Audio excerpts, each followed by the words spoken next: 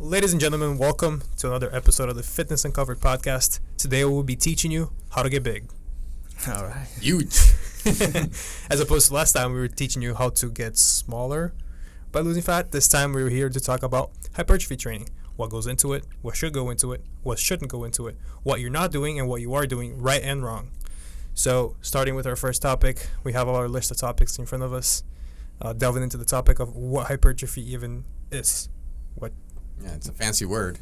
A lot of people don't. A lot of people use it in right. very correct and incorrect forms. Yeah. First time I read it, I didn't even know how to read it. Yeah. I was like, hypertrophy? Hypertrophy. Hypertrophy? Hypertrophy. And I think it's also a good contrast to what we've done already, because we talked a lot about strength and the benefits of strength, and why you should be training for strength, why we like strength so much.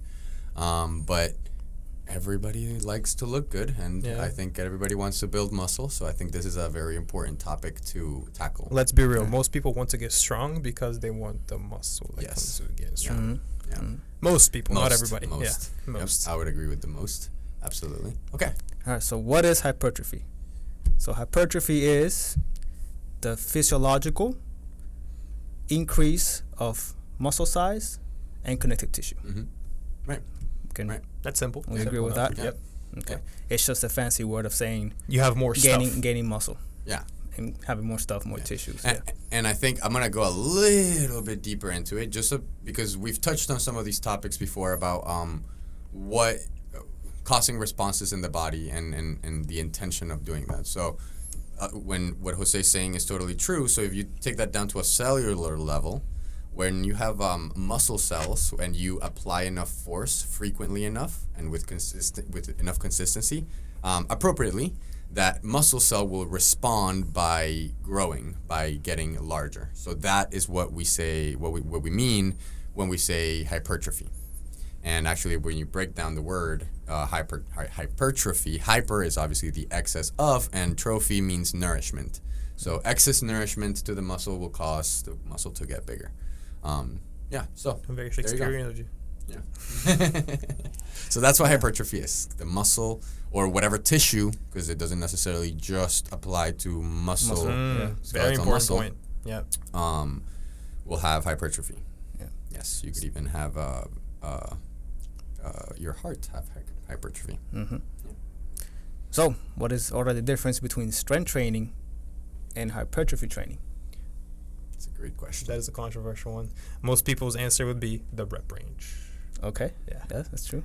And so I agree and disagree. Yeah? Yeah. Yeah. So what is the rep range that typically gets associated with strength training versus hypertrophy training? I would say people usually think the 1 to 5 is strength, and anything beyond that until about 15 is hypertrophy, and anything beyond 15 is usually endurance. That's usually the proper, not the proper, but the most common breakdown. The standard breakdowns. Yeah. And sure, some truths to it. You probably get more neurological adaptations from being in the lower rep ranges. But I don't think it's because of the rep ranges that you start getting more tissue adaptations from higher rep ranges. It's just because of time and attention. Yeah. I think there's a lot of different variables when it comes to hypertrophy and what your progress is looking like. Volume is definitely one of them. Right. But it's it's a little bit more complex than that, and a lot more nuances go into it, and we will talk about all of those nuances in today's episode.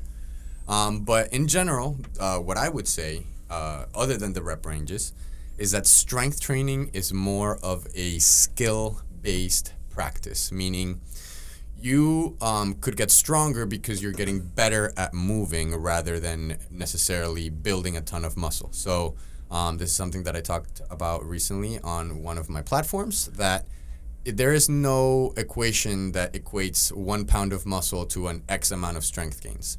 Just because you build muscle does not necessarily mean that you build strength, and vice versa. Just because you're getting stronger doesn't necessarily mean that you're building muscle, although it is very likely that that could be the case. Specifically, when you're in your first few years of your training journey, that's more likely. I remember, at least personally, when I started out, I equated the amount of muscle mass to the amount of weight that I could push on certain movements. So it's like, oh, if my squat went up 10 pounds, that probably means I have more muscle in my legs. Yeah. But eventually it gets to a point where those two things diverge. Mm-hmm. It's like you're either going to choose Are you going to get stronger or are you going to get bigger? And if you choose one of the other paths, it becomes like a, what's it called, comparative advantage. When you're like competing? Compete, yeah. Like you can't spend the same amount of energy on both. Mm-hmm. Right. I mean, and you can, but you're not going to progress on both at the same rate. Yeah. So for, I'd say, at least 1 to 3 years, they go kind of hand in hand, depending on your genetics. If you have good genetics, it'll take a little bit less. Yeah. So exactly in the beginning, you're gonna gain both. Things At are the same magical. time. It's magic. and muscle mass. Yes. And so Yes. that's where like people fall into that trap that That's if you gonna have happen great forever. genetics and you build a lot of muscle and strength in the first 3 years, you think that you've mastered it and you cracked the code for everybody. And so this is why this episode is gonna help everybody understand how to separate both. Mm-hmm. Right. Because like you said, strength training is a skill. Okay, and so basically physiologically what's happening is that your central nervous system, your brain, is learning how to recruit more muscle fibers Mm-hmm. the more you strength train. Yeah. So you can get better at the skill that you're performing and the right timing of the movement that you're performing. Not only that, but I think that's a mistake that a lot of powerlifters specifically, I see them, a lot of them make is they think it's the 1-to-1 ratio thing again. Muscle size and contractility are not the only things that are going to make your squat, bench, and deadlift go up. There are so many other factors to it, including like capsular space of your joints, including amount of connective tissue. There's like so many variables. Recovery. Yeah, and they hyper focus either on technique or on muscle mass. Mm-hmm. And I think all the other areas are severely undertrained. Right. Mm-hmm. Yeah, specifically when it comes to that group of that sport. I agree. All right, so If I were to word it like this, would you guys agree? Strength training is more of a central nervous system adaptation versus hypertrophy being more of a muscular mechanical adaptation. Yes. Yes, exactly. Physiological? Physiological would also include the central nervous system. Structural. But yes, exactly. So, hypertrophy is a little bit more tangible than if you could use that word for that. I don't know, but I think I'm getting the message. It's easier to notice. Like Right. you can visually or weight-wise see the tissues growing. Yeah. As opposed to strength training, you have to kind of test it out, and there are many other factors that may stop you from getting stronger that have nothing to do with how strong your nervous system actually is. Exactly. Yeah, at the moment at least. Exactly. And I also was gonna say something that like for the untrained individual, that like even cardio would sometimes build muscle for them.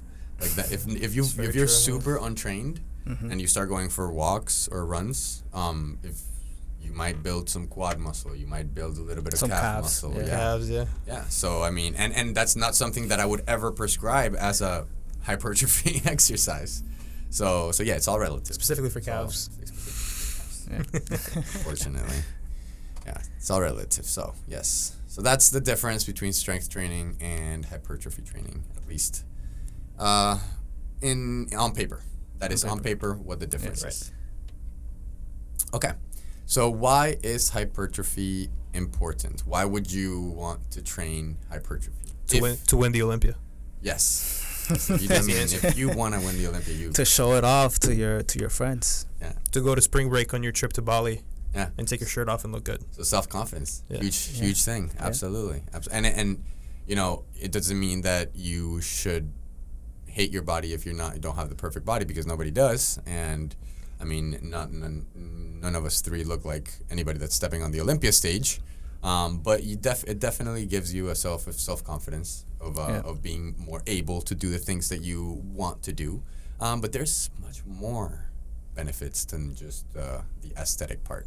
Right. I'll say one, and that is having more muscle mass protects you from getting hurt. You know, outside. You know, maybe if you get into an accident or something, if you have muscle mass, your body will be able to withstand more of that force. Like if you fall, you know, a lot of the elderly community, when they fall, if you have less muscle mass, it's more likely for them to break a bone. Mm-hmm. Right. So it will behoove them to grow some muscle, so that if that ever were to happen, less likely for them to break something. Absolutely. And have a better quality of life, and still have a good quality of life. So that's one, but there's more. Any minute. What do you got for us, Nick? What? I told you the Olympia. The Olympia. Oh. So one of my favorite ones, especially in a society that there's a lot of diabetes, and right, diabetes is pretty common. The more muscle you have, the better you will be able to regulate your insulin levels. So insulin is obviously a hormone that is very important for regulating sugar levels, and depending on what type of diabetes you have, you might be able to create these insulin or not. Regardless of which type you have, having more muscle is going to help you regulate that insulin and absorb the glucose into your muscles way better. So that's just one of the hormones, because it also will regulate testosterone. It will also regulate estrogen. It will regulate a lot of hormones when you have a higher ratio of muscle mass on your body. And here again, we can look up some research to attach at the bottom of the podcast. Calories, dude. Yeah. The bigger your body is, the more calories you're going to spend, the more calories you can afford to eat. Doesn't mean you should spend them frugally in things that you're not supposed to be eating, but you do have more space. You can get away with it. You can get away with more. You can get away with more. Yes. Yeah. Yes. In turn, you can enjoy more social gatherings with your friends and family. The people that More you love. flexibility. Yeah, more flexibility, exactly. Yes. Which, Yeah. fair enough, man. That's... More flexibility of the diet. Oh, God. We'll talk about other types of Yeah. flexibility. Yeah. So those and much more, but those are, I think, some big ones Big ones that should compel you to be interested in it. Those are the main ones that... exactly. If you are an untrained person, that's a pretty good improvement of your life, Exactly. quality of life for you Absolutely. So not just make to the look jump. better, but you'll feel better. A lot of aspects are gonna improve.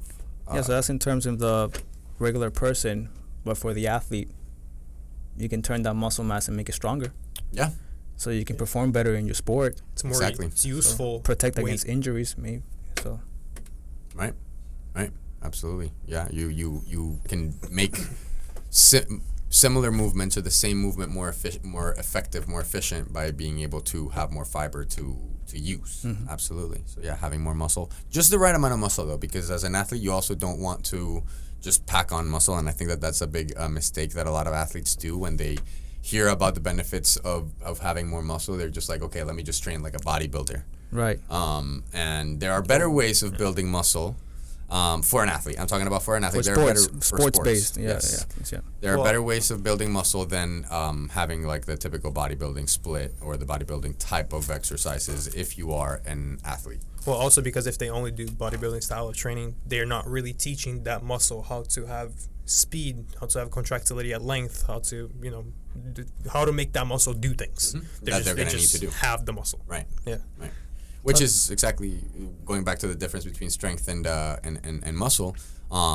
If you put the top 10 powerlifters today in the world, the top 10 raw powerlifters versus and for a deadlift, versus the top 10 Olympia open, so like bodybuilding, the biggest, most muscular men on this planet, the top 10, and you put them in a deadlifting competition, who do you think would win?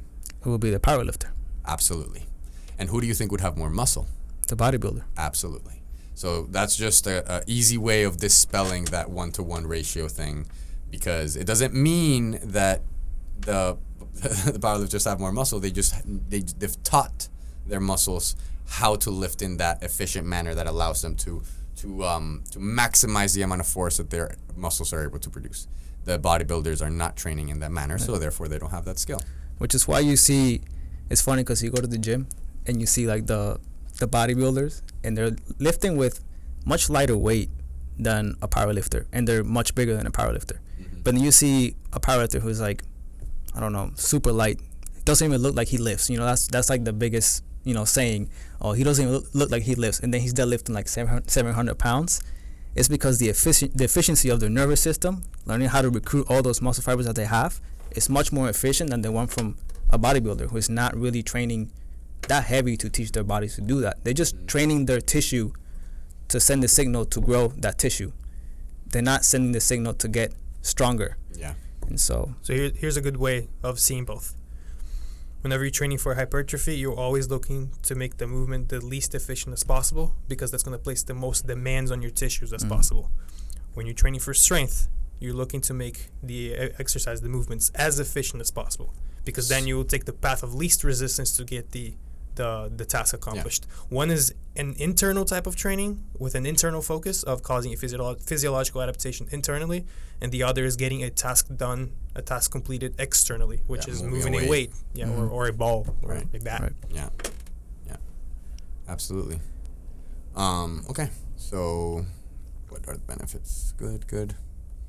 So how do you? Oh, before we move on, I did want to say this because we don't have this on here. For both of these things, for strength and hypertrophy, genetics plays a huge role. So whether your genetics will allow you to build a ton of muscle that will allow you to step on the Olympia stage, that is ultimately going to be up to genetics, not up to your training program, not up to your coach, not up to you, not up to your hard work. It's going to be genetics is going to play most of the role there. And also for those people like Jose was alluding to that, weigh 150 pounds and are deadlifting 600 pound deadlift, not everybody's going to be able to be that way either. There are some people that are genetically predisposed to be able to recruit more fiber in a more efficient manner, simply by the way that their anatomy and central nervous system works. Not only that, but we're talking specifically about powerlifting. There are certain people that have certain biomechanical advantages to the squat, the bench, and the deadlift. If you have long femurs, you're probably not going to squat as much. Even if you're a powerlifter, you're probably not going to could not squat as much as a bodybuilder that has shorter femurs. Probably not the case. And same goes for the bench press. Correct. People with longer arms have more difficulty with the bench press than people with shorter arms. But in turn, they usually do better in the deadlift. Yeah, exactly. They reach the bar. Yeah. So that was a bunch of maybe complicated things for people that are only listening. But what we're saying is that the length of your bones is going to ultimately affect how much distance you have to travel in a specific lift. And the more distance you travel, the harder the lift will be, because you have to spend more energy. Exactly. And by the way, genetics, like Andre said, genetics do play a big part. That's not to say that by improving your nutrition, improving your training program, and improving your sleep, you can't get better for yourself. Know, because you should always be striving to better yourself and not compare yourself to anybody else and what they're doing and what program they're doing. If you're better than last year or last month, you're doing the right thing. Whether you're training for strength or you're training for gaining more muscle. Right. Absolutely. Yeah, it's not an excuse. Genetics is not an excuse to not try to reach your goals. Well, at that point, it's also like, what's the alternative? Not train? Right. No, dude. Like, train. Of course. Do the best you can do. Of course. But, yeah, the genetic topic was definitely to just illustrate that, like, you shouldn't compare yourself to those people that are lifting 800 pounds as a deadlift and they're weighing, 160, 150 pounds. At 16 years old. At 16. Yeah. So we're talking about the same person. Yeah, the other day on Instagram, I saw a kid, 150 pounds, deadlift 705, 16 years old. Yeah. What? Like, when I started working out, there was no 16-year-olds deadlifting, not even 500 pounds. Dude, there was a time where 500 pounds was like the biggest deal. Right. It was a huge deal. So it's insane that a 16-year-old kid, 16-year-old kid deadlifting 705 pounds, 150 pounds. Could he reach 1,000 if he stays healthy by the time he's 25? 26? That would be crazy. That'd be crazy. Yeah. Yeah, some world champions out there, man. Yeah, as long as they do the right things, they'll be world champions. All right, moving on. Oh, so nice clicking everything. All right, so how do you train for hypertrophy? Let's get into the nuances. This is where the nuances are, because there is so many information and so many methods. And you already know the bodybuilders are going to watch. They'll be like, I can't believe you said that. Or I can't believe you didn't mention this. So where's time under tension here? Well, we're going to go through that. Time under tension is basically one of the main factors that determines whether you're going to be training for strength or you're going to be training for hypertrophy. Mm-hmm. Because for strength, you're not spending a lot of time under tension performing the exercise. Mm-hmm. But for hypertrophy, you are spending a lot of time under tension. Mm-hmm. So now the nuances come here, like how much time under tension. Like what is the research saying about the time under tension? Yeah. So I like to hear you guys' So I want to start before we go to time and retention, because that's something that's definitely we're going to spend a lot of time on. Just basic methods. So I know we've probably touched on this before, but let's talk about progressive overload. And because regardless of what method you choose to apply to your hypertrophy training, the concept behind it still needs to be progressive overload. You need to be training is progressive overload. Exactly. If you're not progressively overloading, you aren't training. Exactly. No matter training for what, when, where, how, and why. Right.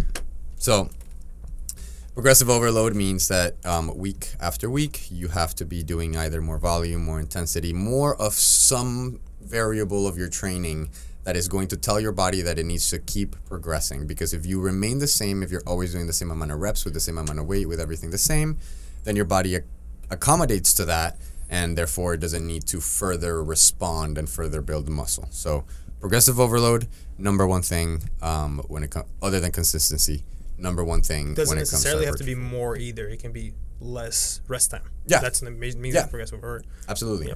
Yeah. There's a lot of ways of doing progressive overload. Just making it harder. Yeah, As long as you're making exactly. some variable harder. More challenging. Yeah. Right. So that's definitely the basic method. So let's talk about what you kind of alluded to, or I don't know if it was Nick or Jose, the intention of training for hypertrophy versus the intention when you're training for strength. And you already touched on this a little bit. So the intention when you're training for strength is obviously to move the weight, recruiting as many muscles to help while keeping some type of structural integrity within the body, right? So you have to be bracing, you have to make sure that you're in control of where your joints are at. But ultimately what you want to do is you want to, in the deadlift, you want to pick the bar up off the floor and stand up. In the squat, you want to have the bar on your back, sit into a squat, get back up. And in the bench press, you want to get the bar off of your chest. And that's what the goals of at least powerlifting are, right? So it's to move all the external goals. External goals. Yeah, very important to mention. As opposed to bodybuilding, if you were to pick these 3 exercises again, and you were to do these 3 exercises with the goal of building muscle, the cues that you're going to use to judge if the set or if the rep was successful or not, they're internal. How much muscular damage could you feel during the set? How close to failure were you? Things like of that sort. Did you feel the muscle? Were you isolated, especially if, like, let's say the compound lifts are not a great example. But they could be, because they could be, yeah, exactly, because like sometimes when I'm training my bench press and my goal is to gain hypertrophy on my chest, I'm focusing on contracting my chest when the bar comes off my chest. Right, and I'm not trying to rush in through the movement and trying to finish it as quickly as possible. As opposed to when I'm bench pressing for strength, I am putting all the force that I got from my chest, from my legs, from my triceps, from my shoulder to try to lift the most amount of weight.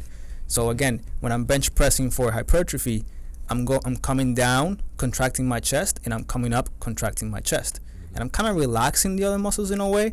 Not so much, right? Because you don't fully relax, but I'm putting my mind and my intention into the muscle tissue that I'm trying to grow, which is my chest at that moment. Correct. Right? Yeah. Another thing about compound movements and hypertrophy is that you can change and modify the compound movement to be more focused on a specific muscle group of that compound movement. So, like, let's take the squat, for example. If you take the squat, and for a power lifter, a squat would normally be a back squat, whether a high bar or low bar, doesn't matter, but a back squat. And then now you go into a front squat with a heel elevated variation. Now you're putting a lot more emphasis on the anterior chain, meaning the quads, and you're going to be creating more hypertrophy through that muscle group. Now you're not going to be able to go as heavy. It's going to be a little bit harder, and all of these things are going to happen. But now the focus changes into getting more tension onto that muscle group, in this case being the quadriceps. Exactly. Again, you would make the movement less efficient, hence why you probably wouldn't lift as much weight in the front squat with the heel elevated as you would in the back squat, specifically a low bar back squat. Exactly. Yeah. Exactly. Yeah. And the same thing goes for the difference. bench press. Yeah, bench press. Yeah. You can go narrower. Yeah, you can go more wide to get more chest. You can go more narrow if you want to get more triceps. Exactly. Yeah, and also to change the range of motion.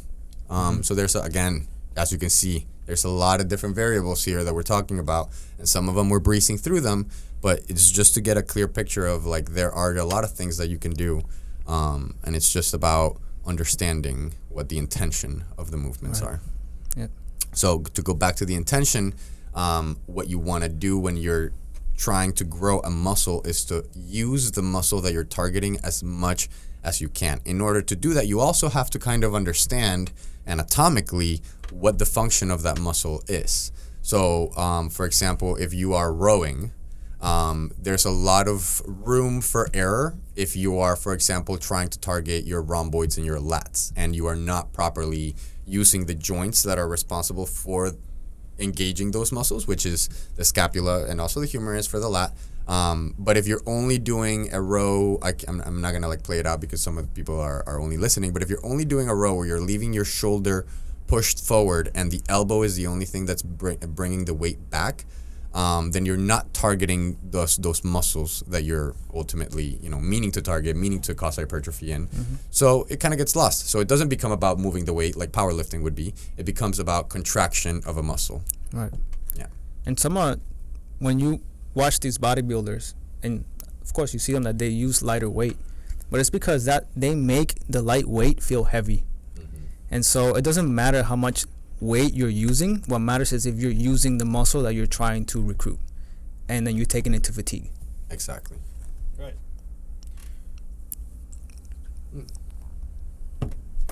Good. So intention, good. So what is muscle tension? Like, how would you describe muscle tension? Because I think I have a kind of an idea of what I want to say, but I want to know, how would you guys describe muscle tension? In one word? Do you mean like contracting the muscle? Yeah, right. Okay. Right. Like, Well, how do you apply Contractility? right? How do you apply tension to a muscle with resistance, obviously? Right.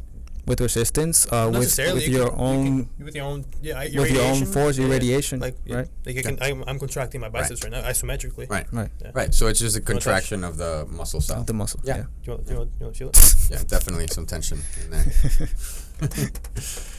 I think we can touch on this a little bit later if we organically get to it. Okay. That too. Okay, I like this one. Let's talk about this one. Fiber. Just click the screen again. Oh, How to train the most muscle fibers that you can. I got it. There we go. Apologies. Yes, how to train the most muscle fibers that you can. I think I mentioned a way the other day when you guys put your reel, training the muscle in zones. That's a way to recruit more muscle fibers, because if you just stick to one line of tension, then you're just recruiting a few lines of muscle. But if you train different lines of tension, then you're recruiting more muscle fibers from that area. We're gonna open this can of worms right now. I mean, it's a way. All right. It's been opened. It's been opened, yeah. Right. Yeah. So I'm gonna show the camera because it's on video too. If you have, let's say, for example, you're trying to train your chest, and the function of your pecs are shoulder adduction, horizontal adduction. So this movement over here, for those of you that are watching, you have. So if you're trying to slap correct like, somebody. What is it? Kill the mosquito. Yeah. You should kill the mosquito. I'm just saying, you're trying to slap somebody. that is horizontal adduction. You're too aggressive for me. I just kill flies. I'm gonna horizontally abduct you if you don't shut up. So here's the deal. You have horizontal adduction here. You have it here. You have it down here. There's so many ranges of horizontal adduction that you can work with, and they go from here, from peak contraction, all the way out here to peak length. And all of these are ranges of different fibers, and each one of this range has different fibers that they're targeting. So many ways you could There's slap so many some ways people. you can slap somebody. Yeah, it helps. I mean, if you train in different zones like that to slap somebody, you'll be able to slap someone that is smaller than you or someone that is taller than you. Yes, exactly. You'll With be the able same to- amount of with the force. same amount of You force. want to be able to Right. slap them down here and up here. Right. Yeah. So next time you see your 6'5" bully, you know what type of training you should be doing. Yeah, you should be doing low to high flies. No, but it's true. With every single one of those ranges of motion, you're targeting new fibers. And every single time you target new fibers, you make those fibers grow. And the fibers that are most prone to growing are the most untrained ones. Mm-hmm. So if you've been doing your horizontal abductions this way for your whole life on the chest fly machine, simply going here a little bit lower in your range of motion, that's already going to target a completely different area of your chest, and you're probably going to make newbie gains from it. Right. Right. You're gonna be really sore the next day. And you'll be really sore the next day. So having more variations to your movements, not only training in one plane, is what Nick is alluding to. So, for example, with the fly or with the bench, not only training a flat bench, but also training decline and training incline. Same thing with the fly, low to high, high to low. Different tempos, different tempos. You can also, the other argument you can make is that you can have horizontal abduction this way, and you can also rotate your shoulder, and this will also target different things. Right. So again, having as many variations of movements. Again, this is where having a coach that understands anatomy, or understanding anatomy yourself, is going to come in really handy when you're trying to grow as much muscle fiber as you can. Now, another thing that is very important is having more range of motion. The more range of motion that you have, the more accessibility you're going to have to all of these things that we're talking about in terms of having more variation to your movement. Because if you have very limited ranges of motion, then you're limited to whatever those ranges of motion are to choose the variations of the exercise, the angles that you're going to use. You know, maybe you can't go high to low because your shoulder doesn't let you go into that position because it hurts when you get all the way back. Basically, your box of contractility from all the way back here to all the way in here, it just becomes a lot bigger. Exactly. The bigger your box, the more tissue needs to contract to make that box move. Yeah. Right. Which is what we discussed in our episode for mobility, right? You know? Yep. And full range of motion in general will cause more hypertrophy, at least in my experience, will cause more hypertrophy than partials. However, we will caveat that and we have, if you follow us on Instagram, we've posted some things about how to use partial range of motion to your advantage, while still ultimately training your full range of motion. I thought it was really cool. When I saw it, I was like, yes. I was so excited. I got butterflies in my stomach when I saw that post, because you guys were training. Yeah, it looked like it makes sense. Yep. And it does make sense, because most people, when they cannot finish the full range of motion, They just stop. Yeah. But you still have some muscle fibers to train left. Like maybe, like you guys, you were extending your elbows completely, but once you cannot extend your elbows anymore, you can still push through there up until the arm is completely flexed, and you can still push through that, and you're going to be stretching your muscle fibers more, which is what Andres was saying, that you're taking a full range of motion, and you're going to be also gaining more mobility. Isn't it crazy? Like the mobility just always comes into the conversation. Like, Always. Like you can build muscle while building mobility at the same time. Yes. And I think this is a great segue to go back up to... Just a second, if you guys have no idea what we're talking about, at NB Performance Training on Instagram and at AC_Perform Strong. Perform Strong. On Instagram. Couple reels down, tricep superset. Check it out. Check that out. And it'll explain a little bit more, and you will be able to have a visual of what we're talking about when it comes to using partial range of motion to train full range of motion. I know it sounds a little bit weird when you explain it that way, but if you check that video out, you will know what we're talking about. So, because of that tricep superset, we're going to talk about muscle length tension relationship. Oh, yeah. Okay. So, sounds like a very fancy, and it is a lot of jargon. What it basically means is that your muscle has different amounts of, let's say, default tension at different angles of the joint. So, usually, at the end ranges of your joint is going to be the weakest. So if your bicep is if your elbow is all the way flexed with your arm, with your hand by your shoulder, that's a weak point for your bicep. And if you have your elbow all the way extended, that is also going to be a weak point for your bicep. So everything in the middle is going to be the strongest. This can also change. So for example, in physical therapy, when people get burned, We make sure that we splint them in a certain position so that the length-tension relationship of the muscle doesn't change. Because if you've ever had a cast for a long time, you could actually change this length-tension relationship and shift it to one side or the other. And maybe we can put up a graph right here while we're talking about this of the length-tension relationship. Remind me. I'll remind you. So that people can 34. Yeah. So that we can, so people can kind of have a visual of what we're talking about.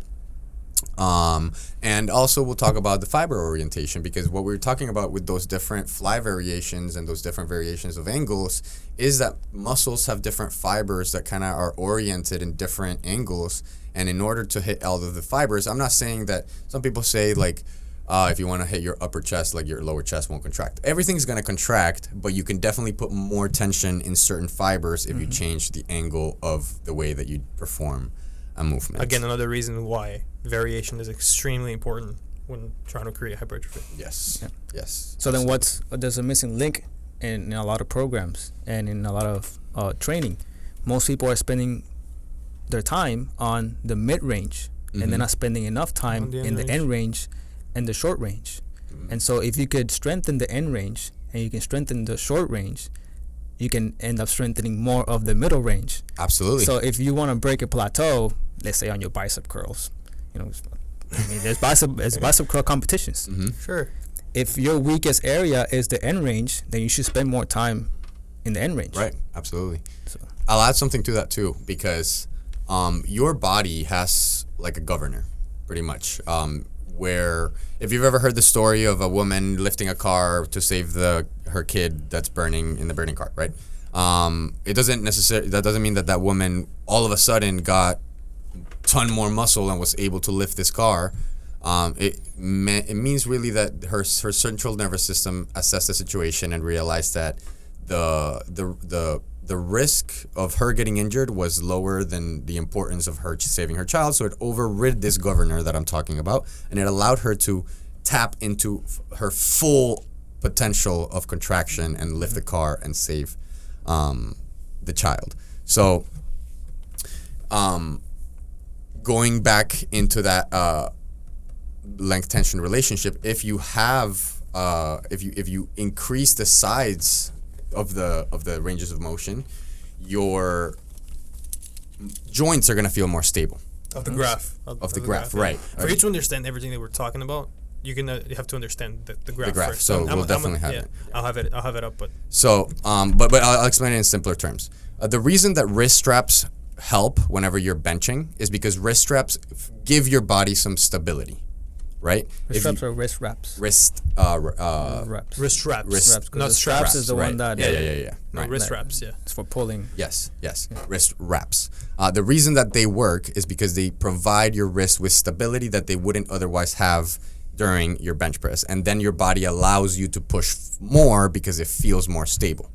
If you train at the end ranges of your joint and you become stronger with those tissues, that will give that stability internally to those joints, and therefore you wouldn't even necessarily have to get stronger, but your body will allow you to tap into more strength. So by definition, training at the end ranges and having more strength of that connective tissue, it will equate to more stability of a joint, and therefore your body will just be like, you know what, send it a little bit more. Yeah, good. You basically go from Clark Kent to Superman. Yes. Amazing. Exactly. We just described to you guys how to break plateaus on the bench press. Yes. There, you don't need us anymore. Peace. You don't need to add more muscle to your chest. Just make your wrist more stable. Yep. That's the only thing you should do. That's the only thing you need to do. No, but it's true. Like, you never, if you don't understand these things, right, and you don't have a coach, and you're training by yourself, and trying to push a certain exercise, but you don't understand how to train end range, how to train short range, or how to gain more stability in a certain area, you're going to continue to repeat the same things over and over and over. You're going to default to adding volume or adding intensity. Exactly. You might add more volume, which might not even help you at all. It might just continue to add more damage to the muscles and maybe getting hurt, or maybe losing any motivation from going to the gym because you're not making any more progress. I see this all the time in powerlifting. The answer to every single powerlifting coach, whenever they get asked, how do I get my bench up, is bench more. Bench 3-4 times a week. I'm like, dude. I've seen powerlifters do it six times a week. It's like, sure, that may help, but that's not the only thing that you can increase. Right. You know, there's like 350 other variables that will also help you get your bench up. Yeah, definitely. And also, you know, the more time that you spend doing the same thing, the more likely it is that you accumulate damage and, you know, run into some, and maybe not even injuries, but just like shoulder pain, like inflammation, things that are ultimately going to set you back a few days on your training program, and, you know. Especially when you do that and you don't take care of your joints and your connective tissue. Back to mobility.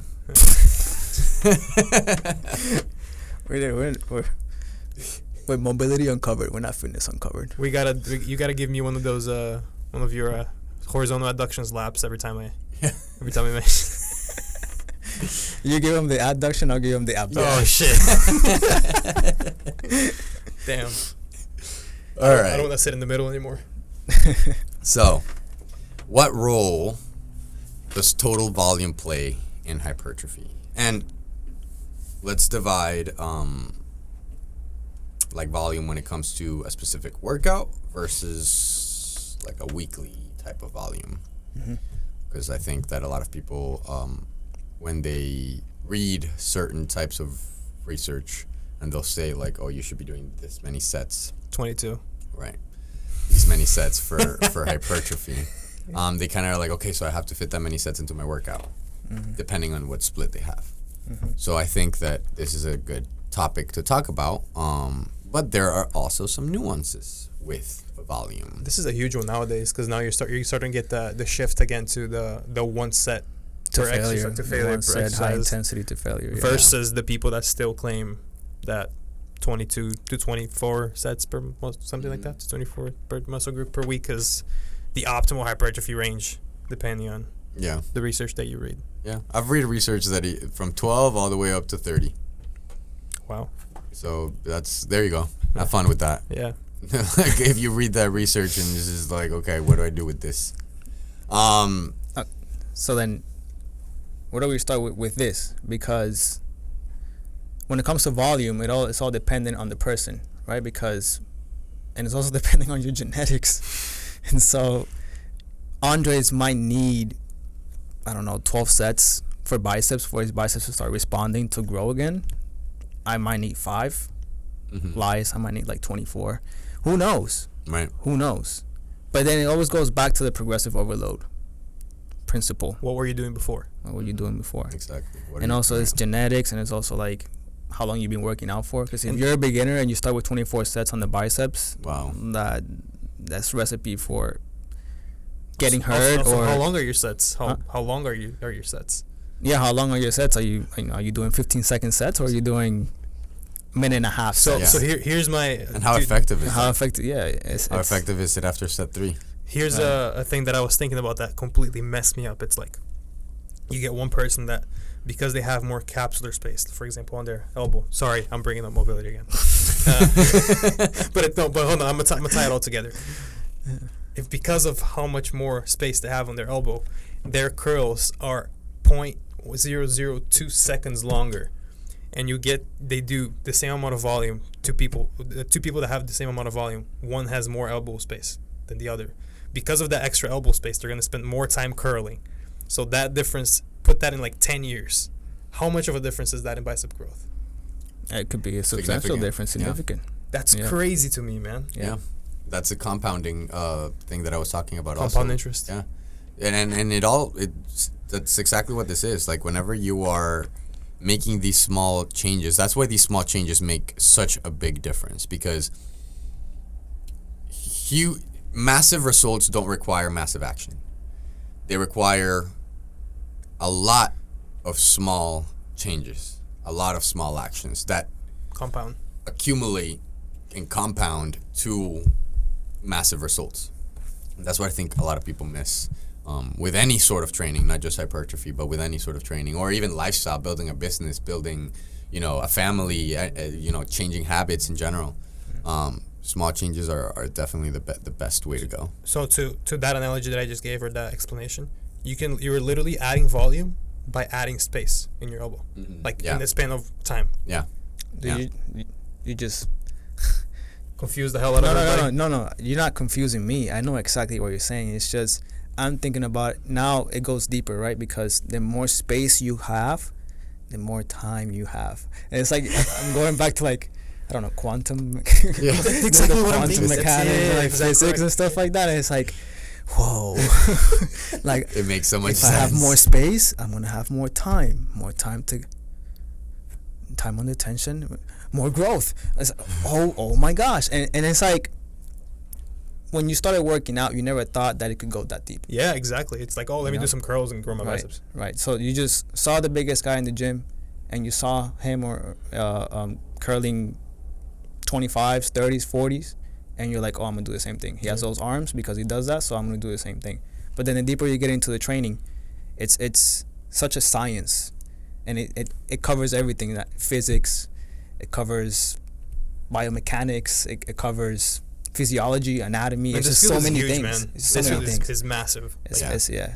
Very, very, But- very. We're diverging away from the whole volume We thing. apologize. Sorry. We Total apologize. volume. We're No, just that- very passionate. That's my fault. It's very I interesting. I brought up the.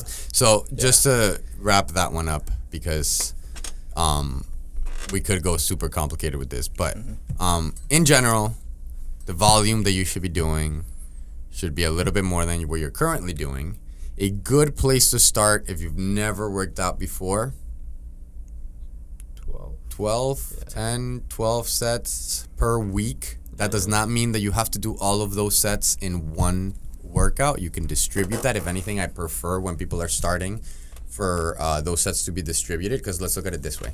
I don't program this way, but this is a great way to display this point. If you were to do 12 sets of squats in one workout, what set do you think that you would start having to lighten up the weight because you're getting fatigued? And then the reps would become less effective in terms of hypertrophy. Depends on how intense they're going with their load. Well, if you want hypertrophy, you should be going close to failure. So what set do you think would start having an effect in terms of just fatigue? So if my first set, I went close to failure, Mm-hmm. I could have done 2 more reps. Right. By the second set, I'm already a little bit more fatigued. Mm-hmm. So you're going to have to So either it might- do less reps or do less weight as those sets go on. Yeah.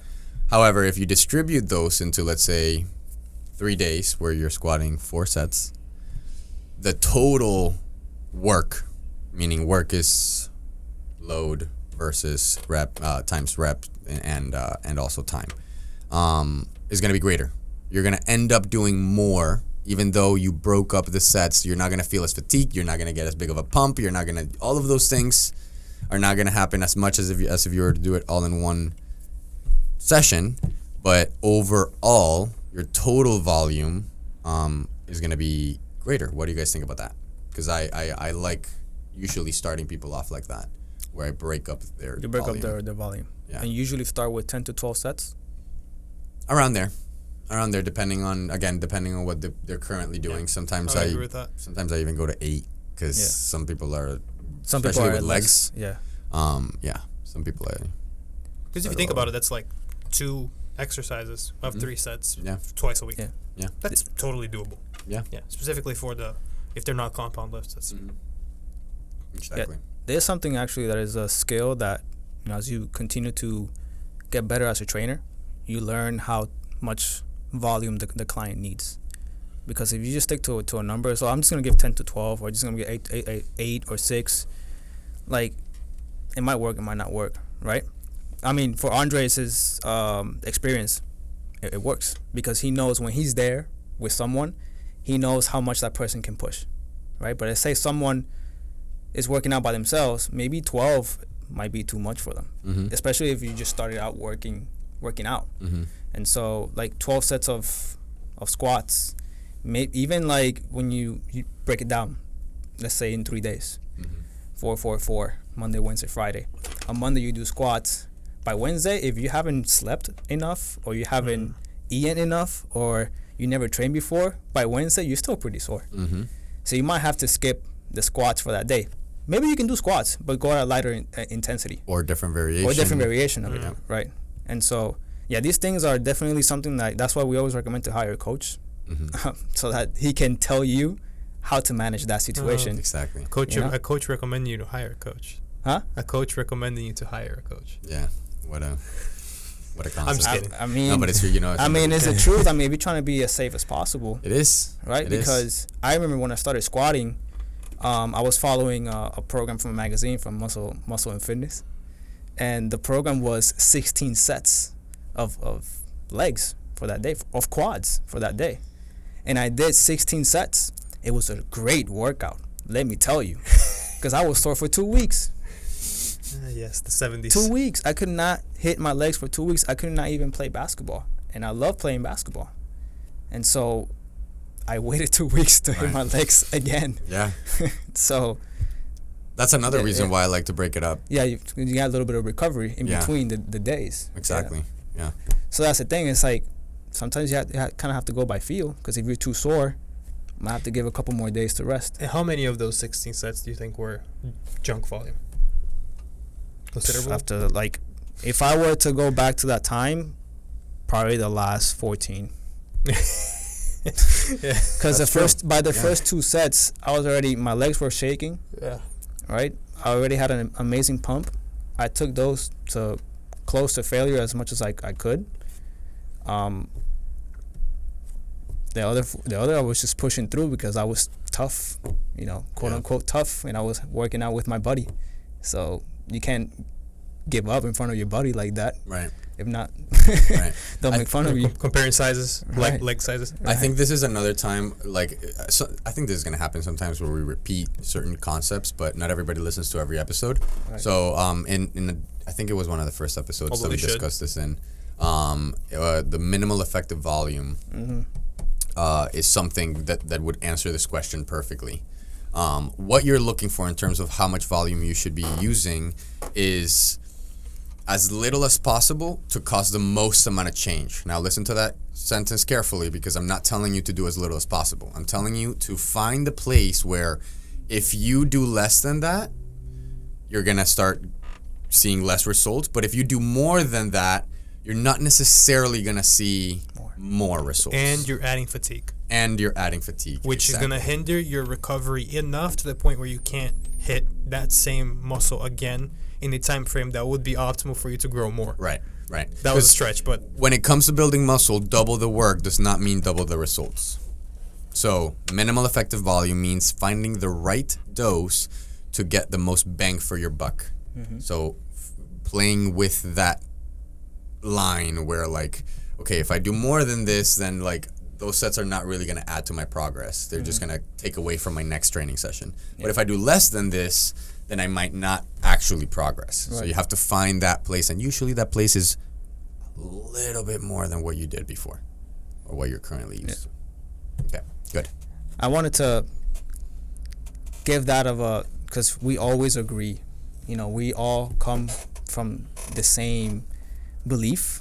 From I think for most things, we haven't disagreed at all in any of these episodes, and so I'm trying to find a disagreement. you want to throw hands. I'm gonna throw hands with Horizontal. No,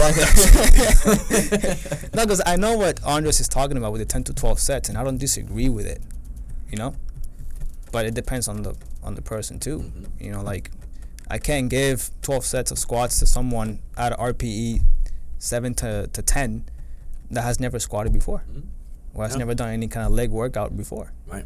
I mean, from my experience. Absolutely. Sometimes Stop agreeing. 2, 3 sets. 2, 3, yeah, exactly. It depends on a lot. Obviously, we want to give some type of useful general information. I know that most of you are not the person that is going to be that 2 or 3 set or that 24 set person. So for most, somewhere to start The in 10 that, to 12. Yeah. And see how your body responds. And see If how your body is responds. responding Exactly. well, add a little bit more. Okay, so add a how little bit more. do you define the response? Growth. Okay, growth. It's like after a week, see your No, quads no, much hold bigger. on. If you feel After your workout? You feel So hold on. but Not after a week, uh-huh. but your program should be giving you specifically for a beginner, after months 1 and 2, you should start seeing some visual and like feeling changes. You can notice yourself contracting certain muscle groups better. That's number 1 if you're very, very novice in the sport. The other more objective way is the weight that you were using before is now too easy. The RP is just too low. I have a faster way to know if you're doing to answer Jose's question. Soreness. So if the next day you wake up and you are so sore that you have to adjust the way that you move to move around your house. Can't sit down on the toilet. Can't sit. That's exactly everybody sit. If you cannot sit down on your toilet the next day, that was probably too much. Now, there are certain individuals where their very first training session, even if you do those 2 sets that we're talking about, they're still gonna feel this. But in general, and especially if it lasts 2 days, and especially if you move around and it doesn't go away, that is where you can start saying to yourself, like, that was a little bit too much. So that's your ceiling. How do you find your floor? If I need to find the soreness, so if I need to look for it, I don't feel it if I'm sitting down. I don't feel it if I'm just moving regularly. But if I go and let's say I did chest, and I go and I stretch my chest the next day, and I'm like, ooh, okay, I feel that. Mm-hmm. So that's a sweet spot, is what I like to call it, where like I have to look for and again, I don't like using soreness as a gauge of if it was a good workout or not, but you could use it as a gauge of if it was too much or not. And I think that the way that I'm explaining it is a good kind of gauge. Like if you can find the soreness, but you need to look for it, then you're probably doing okay. And like again, ultimately what is going to be the real hammer tell is what Nick said, which is, are you progressing or not? But a faster way to say, like, okay, I just started working out 2 days ago and I'm still super sore and I can't move and I feel like I can't go to that third workout, then you're probably doing too much. Right. Now, if you don't feel anything at all, I would say you could probably still just follow the program and you will still see results, but you could talk to your coach and maybe add a little bit of volume to that if you both decide that that's something that is appropriate. What do you guys think? For hypertrophy purposes. For hypertrophy purposes. Yes. Because there's always a controversy of you have to get sore, you have to destroy the muscle. There's some people that come from that background, it's like you have to destroy the muscle to force it to grow. And then there's some people that have the belief that you don't have to destroy the muscle in order for you to grow. Minimalistic versus maximalistic approach to training. And so, do you guys think that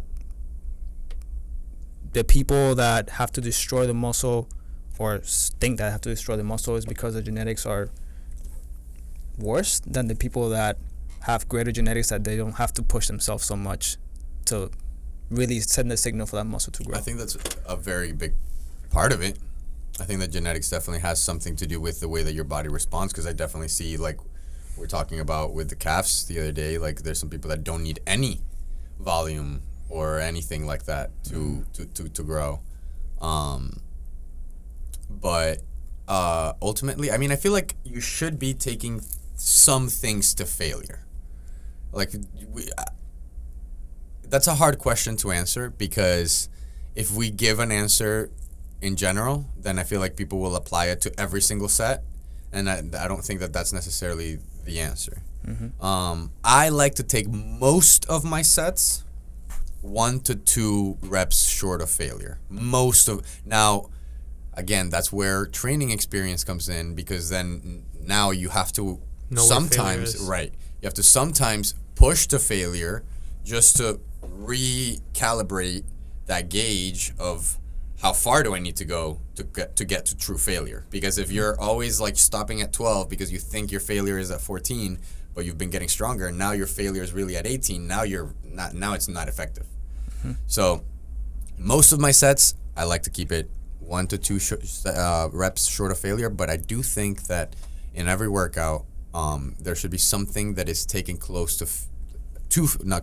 there should be something that is taken to failure. However, I will alternate between what type of exercise that is, whether it is a mobility exercise or a compound lift exercise, so that you can manage stress, systematic stress in the body throughout your week. Because if you're always going 1 set to failure on like your squat, bench, and deadlift every single day of the week, then I would say that that's probably a little much. Mm-hmm.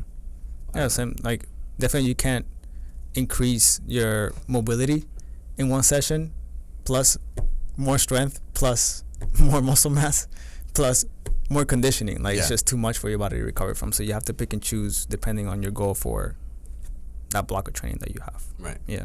So what is your opinion on failure versus short of failure and when to use it? Very similar to what you said. I definitely think that at least with my clients, at least the last set, I'll take it to failure. And I go by feel, by what I see with their performance for the rest of the exercises. Because if I have someone bench pressing and I take their last set to failure, and then we move on to, let's say, incline bench press, and their muscles are just too fatigued, like just completely, you know how people say, quote unquote, shot, then I might even be done with the chest for that day and just move on to the next exercise. Now, if I take it to failure and they recover pretty quickly after the last set of the bench press, and I took that to failure, and we go to the incline and they still have energy to continue to push through, then we can, the first couple of sets, we won't take them to failure, and the last one, we'll take it to failure and see. It all depends. Like, it's just, it sucks because I cannot give people a black and white answer. You can't. I can't. So, but I think that's the point of why we're doing this, to educate people on why we're not trying to push.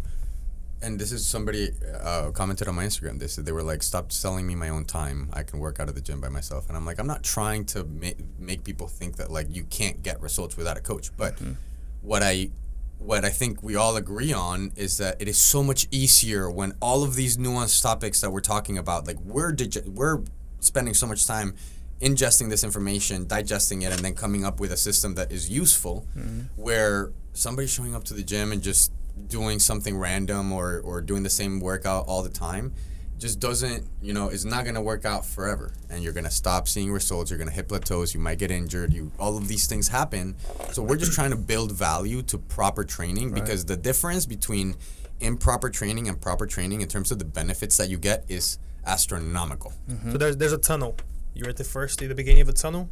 Your goals are at the end of the tunnel. The entire tunnel is dark. What you do when you get a coach is you turn all the lights on. Exactly. And you see all the obstacles. You can see all the obstacles. You can go under some, above some, next to some. Strategize. Yeah. Oh, we hit this roadblock. Oh crap. Well, I can go through here. Yeah. Which obstacle is easier to get through? Which obstacle is more challenging? And eventually, that makes the path to get to the end of the tunnel, where paradise is, a lot easier. Yeah. Exactly. So, I don't know if I was able to answer your question, because it depends if that client that I took their bench press to failure ate what they were supposed to eat, like they were able to eat enough protein, enough carbohydrates, enough fat, then they're gonna have a better performance day in that workout than if they didn't. So sometimes, like, that same client will come next week, and the night before he or she barely slept because they were too stressed from work, or they just got home late from work or something. When they perform that same bench press with the same weight, they might end up doing less repetitions. And so one might not even move on to an incline bench press. Might be too much for them for that day. So we got to move on to another muscle. So there's so many variables that determine how much we can push for that day. But definitely taking a set to failure would at least send a signal to, like, hey, to the body. It's like, hey, I don't have enough muscle here. I don't have enough strength here. Might as well, Let's create some. Exactly. Yeah. What about you, Nick? What's your take on failure? Taking sets to failure. How many sets you take to failure? How often?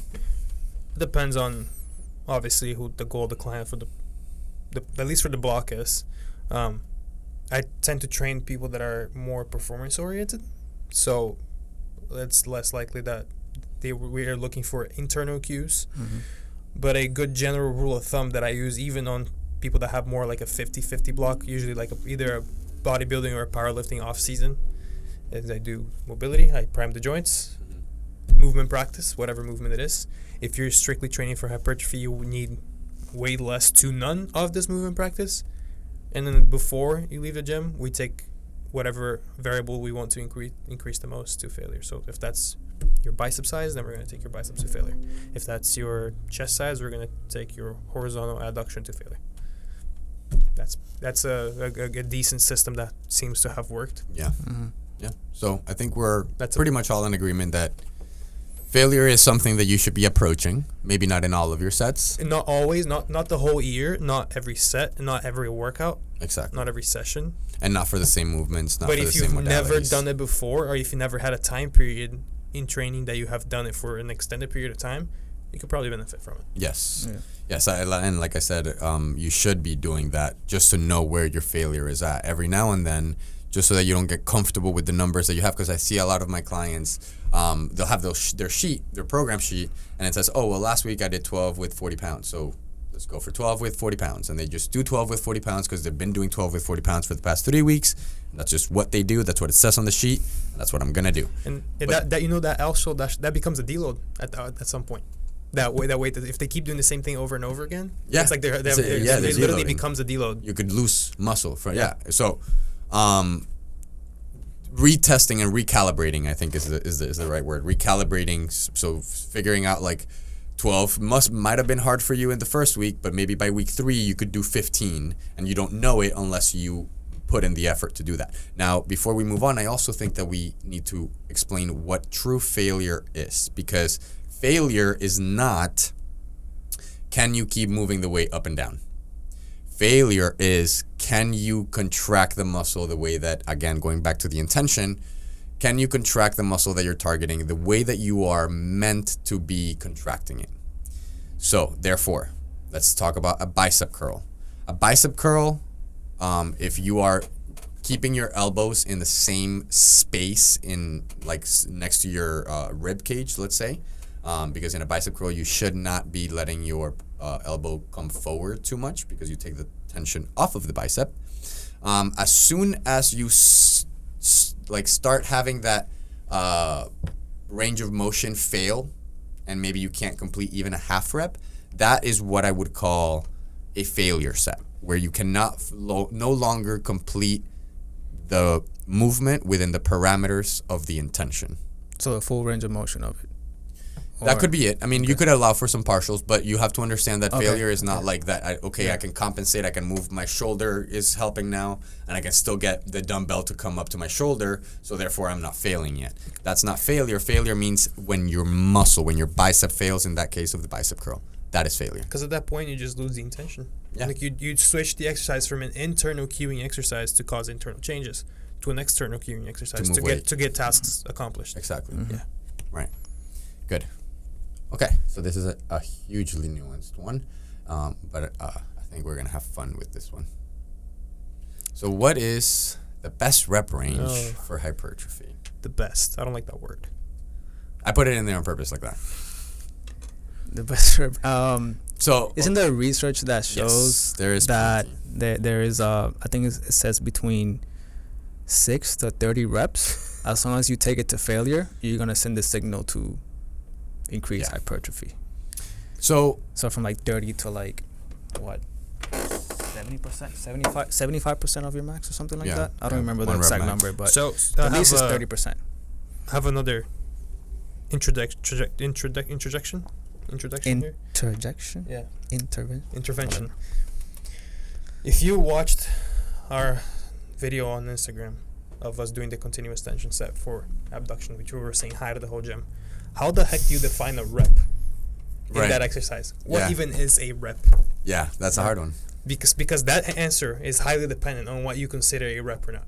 Is a rep completing the full external cueing of the range of motion of a bicep curl, or do partials count?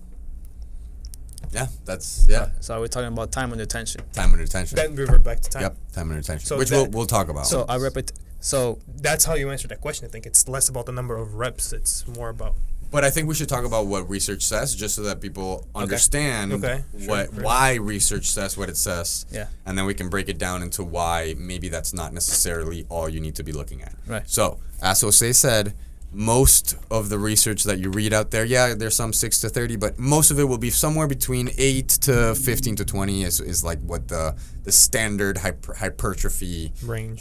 range is. that's Now- what the bodybuilders have used for decades. Exactly. Yeah. What that means is if you take, let's say, 2 identical twins, genetically identical, neither of them have ever touched a weight in their life, and one you put to train in the 1 to 5 rep range, and the other one you put to train in higher than 5 rep range. What that'll show is that research shows that the one that you put with the higher rep range will be more likely to build muscle than the person that is in the lower rep range. Now, this is with every single variable being the exact same. They are twins. They are genetically identical. They eat the same food. They have gone to the same places. They have taken the same steps. They have walked in the same shoes. Everything. Trained the same time. Everything. The same people. They slept the same amount of seconds. Everything. Right? That's what research shows. Research shows that between 6, 8 to 15, 20 is where hypertrophy happens the most. Why? Go ahead. Why? I think because of the time under tension. Because you're spending more time putting tension on that muscle. So therefore, should we count reps or should we count time? Time. Right. And that's why whenever we talk about eccentrics, and I think that that's a huge thing in the industry right now, that eccentrics build more muscle than concentrics. I don't think it's necessarily that eccentrics build more muscle than concentrics. It's just that if you focus on the eccentrics more then you're spending more time under tension. Therefore, you will build more muscle.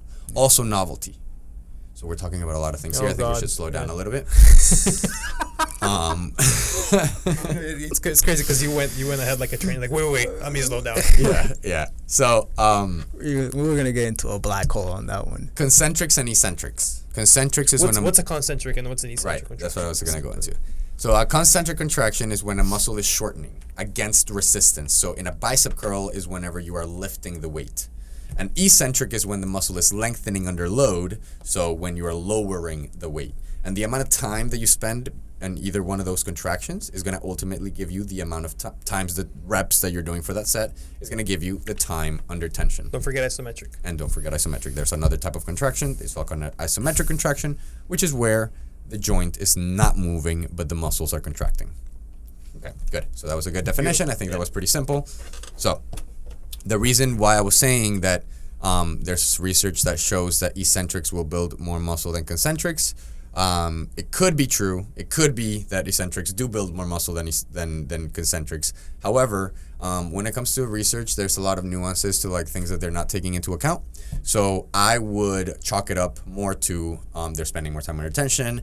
They're doing some novelty because usually if you pick up a random person off the gym and you start training them, they don't usually have trained slow eccentrics before. Yeah. So just the fact that we're doing something new is going to cause some response. It's like the same, like the bodybuilders used to say, the shock the muscle. It's because that muscle has never put through that resistance in that way before. And so every time you do something new, the probability that is untrained is higher. So if it's the more untrained it is, the more progress can be made on it. So that's why theoretically eccentrics could build more muscle, but you can also make the same argument for isometrics. Pauses. Yeah. Same thing. Yeah. I think eccentrics are also super important for injury mitigation because eccentrics is technically absorption of force, management of external forces while they're being applied to you. And they strengthen the connective tissue. As well. So eccentrics are great if you're trying to not avoid. We've talked about this before, so I'm not gonna go into it. But if you're trying to get injured less, or whenever you do get injured for the injury not to be as significant, you should definitely be working on eccentrics, isometrics, and range motions, etc. So I have a question for any of you guys can answer. When performing the concentric, what do you guys think is more beneficial for hypertrophy? Performing the concentric fast or performing the concentric in a very slow manner? Like if you would perform an eccentric. I could go so many ways about this. I say fast because of force production. Sheer force production. Okay. I think if we're going to control time under tension as a variable, I'd much rather do it with the isometric eccentric. or an eccentric. Okay. Yeah. It depends on what muscle. And I'm going to go really scientific on this, and I'm sorry, guys. Some muscles have more fast twitch fibers than others. Therefore, with certain muscles, if you train those fast twitch fibers more, you will grow those fast twitch fibers more. Some muscles have more slow twitch fibers. So therefore, maybe with those muscles, it would be more beneficial to train a little bit slower and controlled. Ultimately, I think the best is a combination of both. Again, for the novelty, having both abilities. But in general, when I'm doing hypertrophy, I do 1 second concentrics. So not super fast, not explosive, but also not like slow. Okay. My counter argument to that is that fast twitch muscle fibers are going to be more hypertrophic anyways. Exactly. So for those muscles that you do have more fast twitch muscle fibers, you would definitely want to be training faster. But there are some muscles and that also depends on the individual. Some individuals have more fast twitch muscle fibers than others.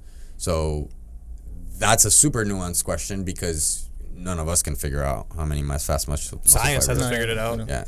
So there's a lot of things that we still have to. This field is like out. 30 years old, right? So Huh? exercise science is a field that's like 30, 40 years old. Pretty young in the West. So there's a lot of answers there's a lot of questions that nobody has an answer to. Exactly. We're just doing the best with what we currently have. Right. So basically, you're saying that we'll stay scientific in a way, not too scientific though. Since you're performing the concentric movement as fast as possible, you are recruiting the the type 2 fast twitch muscle fibers. Correct. Is that what you're saying? Yes. And those are the ones that are most hypertrophic. Right.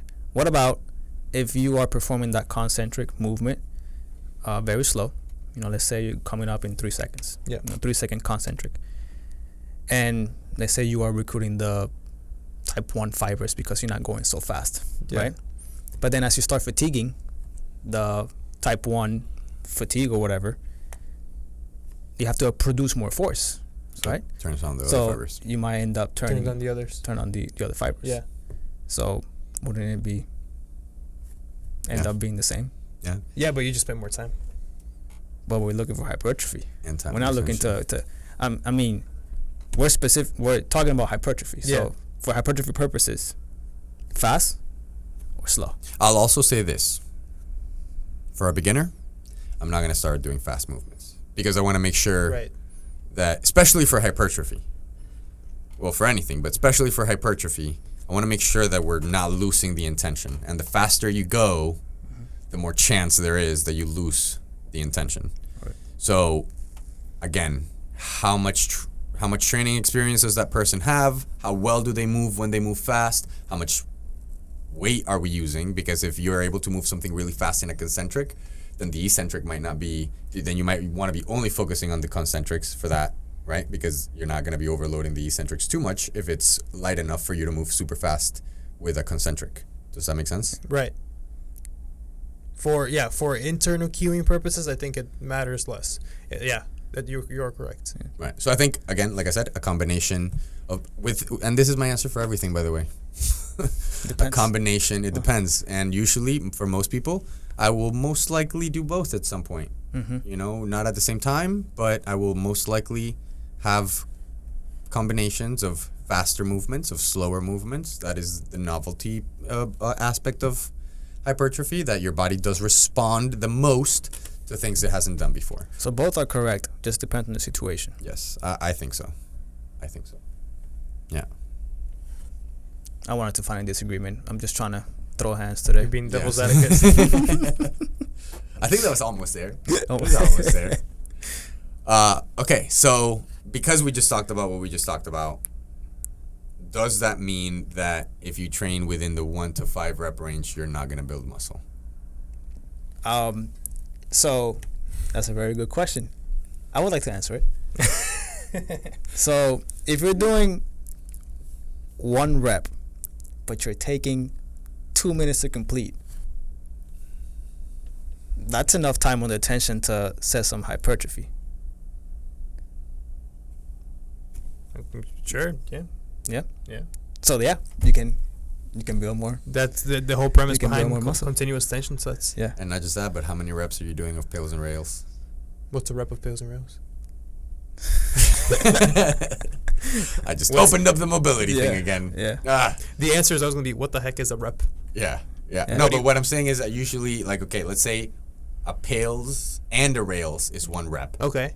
I usually do, for people, 3 reps of pails and rails, or somewhere around that. Of how much time under tension? Time under Bro? tension. Do you Again, want to explain what pails and rails are? yes, I do. But I just Briefly, wanted to because this briefly. episode's not Yeah, about I don't even think we explained that in the Yeah, mobility. we didn't. We didn't. Which is It- crazy to me that we didn't even touch on that. I think we called it end range. That's And and range range training, isometrics. Yeah. So pails and rails is a concept coined by Dr. Andrea Ospina. Shout out. It's an functional range systems concept, which is basically taking a joint into the end range as far as you can take that joint in that range of motion, use my elbow. and contracting both sides of the joint. So if it's the elbow, you would be contracting the bicep first for the pails, so going away from the stretch, and then you would be contracting the triceps afterwards. So all it is taking a joint to its end range and contracting opposing tissues within that joint that are responsible for the movement of the stretch in which you're going. I know that maybe I lost some people there, but go to my Instagram, go to any of our Instagrams, and you will understand better a lot Yeah. more about what a pails. We don't want to touch too much on that today because the episode's not about that, but just so we can delve into the topic as to the reps. Right. So when I do a max effort, and the whole point of that mobility work is to increase not just capacity but tissue. Yeah. So technically hypertrophy. I'm not doing a ton of reps. I'm doing time under tension. Yeah. Mm-hmm. Right. And so technically I could do 3 reps, but as long as that time under tension is enough, I'm going to cause some hypertrophy. How much time do you usually give your clients? Per rep. So especially for the FRC concepts, I try to start with a 30-second set, which means that 15. I actually start with, let's say, like we were doing lift-offs. We're talking about pails and rails or lift. Pails and rails. So pails and rails, I'll do 3 of 10, then 2 of 15, and then 1 of 30. 10 each, so 10 pails, 10 rails. Mhm. So 1 rep would be 20 seconds. Yes. So 1 set would be 3 times 2, 6. 60. Yeah. 60. It'd be 1 minute. 1 minute. 1 minute sets. 1 minute set. Do that for both limbs. And that's then 2 minutes. yes, and then what I do is I diminish the amount of reps and increase the amount of time that you're holding it. Does that make sense? Is that all in the same session? No. This is That's just like the progressing over the weeks. progression Yeah, over yeah, weeks. yeah, yeah. Okay. So instead of doing 3 reps of 10-10, you do 2 reps of 15-15. Mm-hmm. Two of either. I'll match it up. So basically, like I use see. 60 seconds as a. So none of Template? your pails and rail sets are more than 2 minutes or more than 1 minute. Some might be. It depends on where the person is on their training. Sometimes I only do, like for example in physical therapy, I find a lot of closing angle joint pain. So I only do pails. So maybe I'll spend more time in the pails because the rails contractions will cause some pain, and I want to stay away from that closing angle joint pain. We're getting into some other topics. So I'll only do pails in those scenarios, but we'll move on from that. So then Time under tension. time with attention is gonna be Overarching. Yeah. the one that has going to determine if you're gonna bias towards building muscle mass Or not. than building strength. Exactly. So you can build muscle in the 1 to 5 rep range. You just have to do the movement Slower. very slow so that you can have a lot of time under tension. Exactly. But then the question is, why are people always saying it's 8 to 12, 8 to 15? Because they're spending a lot of More time time. under tension. Yeah, Yeah, because you spend that more is time. a rep range that is more likely that you are spending more time under tension. Exactly. Because you can theoretically do like a set of, let's say, 15 reps, and you slack at the bottom of like for example, bicep curl. You're doing the cable. You can slack at the bottom, and that technically there's no tension there. Mm-hmm. But as long as you complete that certain amount of reps, you're getting the stimulus. Right. Hopefully, Because if you're not leaning, like you're meeting Yeah. the Yeah. tension. you mean the threshold. tension standard. And you can also do 8 to 12 reps, but if the intensity is not high enough, you can move the bar or the dumbbell so fast that you're not spending enough time on the tension. Right. So even though you did 12 reps, you did them in 12 seconds, that's not enough time on the tension to probably induce hypertrophy for a person that might be experienced. Maybe a person that is a beginner but not an experienced person. Right. So you see there's a lot of like, what do I do? Right. You know? Yeah. Yeah, exactly. And that's why we're here. All right. So we'll briefly touch on this because we just literally went on about this. So tempo, I guess we didn't really explain what tempo is. is how slow those eccentrics, those concentrics, and those isometrics are. So usually, like if you see on one of my programs, under an exercise, it'll say T equals 4, 2, 1, 2. What that means is your eccentric is going to take 4 seconds, then you're going to have a 2-second isometric hold at the bottom, then you're going to have a 1-second concentric, and again, an isometric hold of 2 seconds at the top. So tempo is just how much time are you spending in the concentric contraction, the isometric contractions, and eccentric contractions within 1 rep. Mm-hmm. That was simple. That was simple. Yeah, I don't like equations, so I just write it 3 seconds down. Yeah. I get confused with equations. I don't like math. But that's what it doesn't matter how you write it down. The tempo is just what I explained. Yeah. It's just how much time you're spending on each part of the rep. Okay. I think we already touched on range of motion. Multiple times without intention. Yeah. Importance of connecting tissue. Ish. We did, but we did didn't much on I it. think. Very good. With Connective tissue hypertrophy. Damn, Yes. that's Yes. that's huge. Yes. Yeah. Yes. So that is what I meant when I wrote that. Not connective tissue in hypertrophy, Yeah. but Connective connective tissue. tissue hypertrophy. Yeah. So the importance, sorry, we haven't read the full sentence. The importance of connective tissue hypertrophy. So first, connective tissue is ligaments, tendons, bursa, even synovial fluid. You could technically, capsule space, labrum, all of that.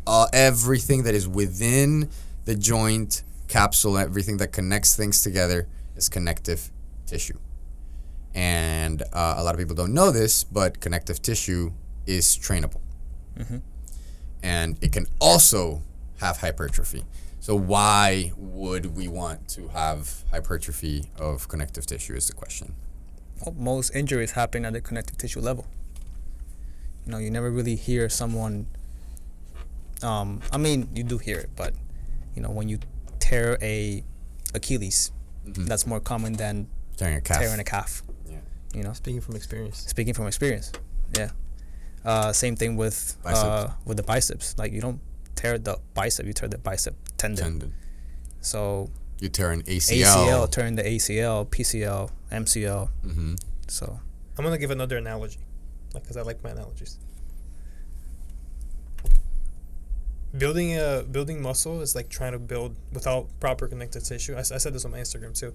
It's like building a house without a proper foundation. Your muscles are gonna sit on your connective tissue. That's what helps them. That's what supports them. That's what helps them move. If your connective tissues are weak, the foundation of the house is weak. The house is gonna collapse with the first hurricane that comes. Yeah. And you're way this meaning you're way more likely to be injury prone. Your house is going to be less sturdy for you to perform exercises. You know, one day a wall may fall over on top of your couch. Right. yeah. So how do we train, or how do we bias towards connective tissue hypertrophy? Yeah.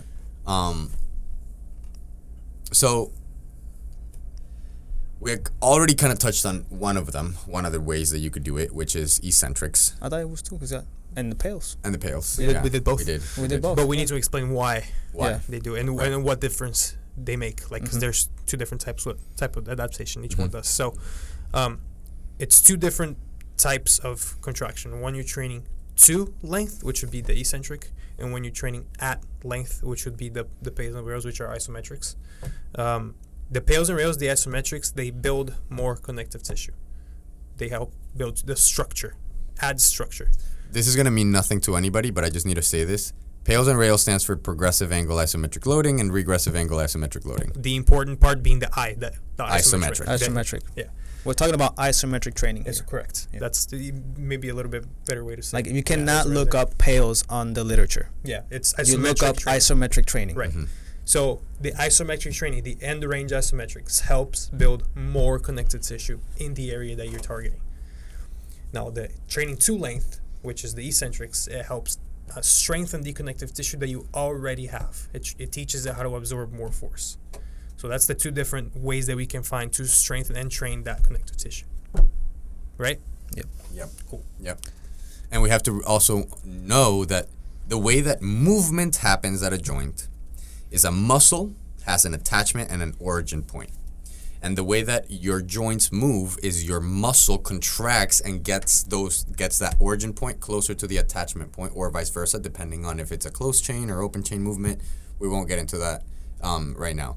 But the main point being, the connecting parts are ultimately going to be the determining factor if you can get those things closer. If the middle part gets really strong, but the actual connection, which is the tendon, where the actual bone meets the muscle, that if you open up somebody, which I don't suggest you do this at home, but if you cut somebody's arm open and you look at their bicep, you will see that the bicep is more likely a reddish color, and then it starts coming into like a whitish connective tissue color, and that is the tendon. So at the ends of the bicep is attached to your shoulder, and it is attached to your forearm, and it is attached through tendons. And if those tendons are weaker than your bicep and you fully contract your bicep, you are likely to damage that tendon.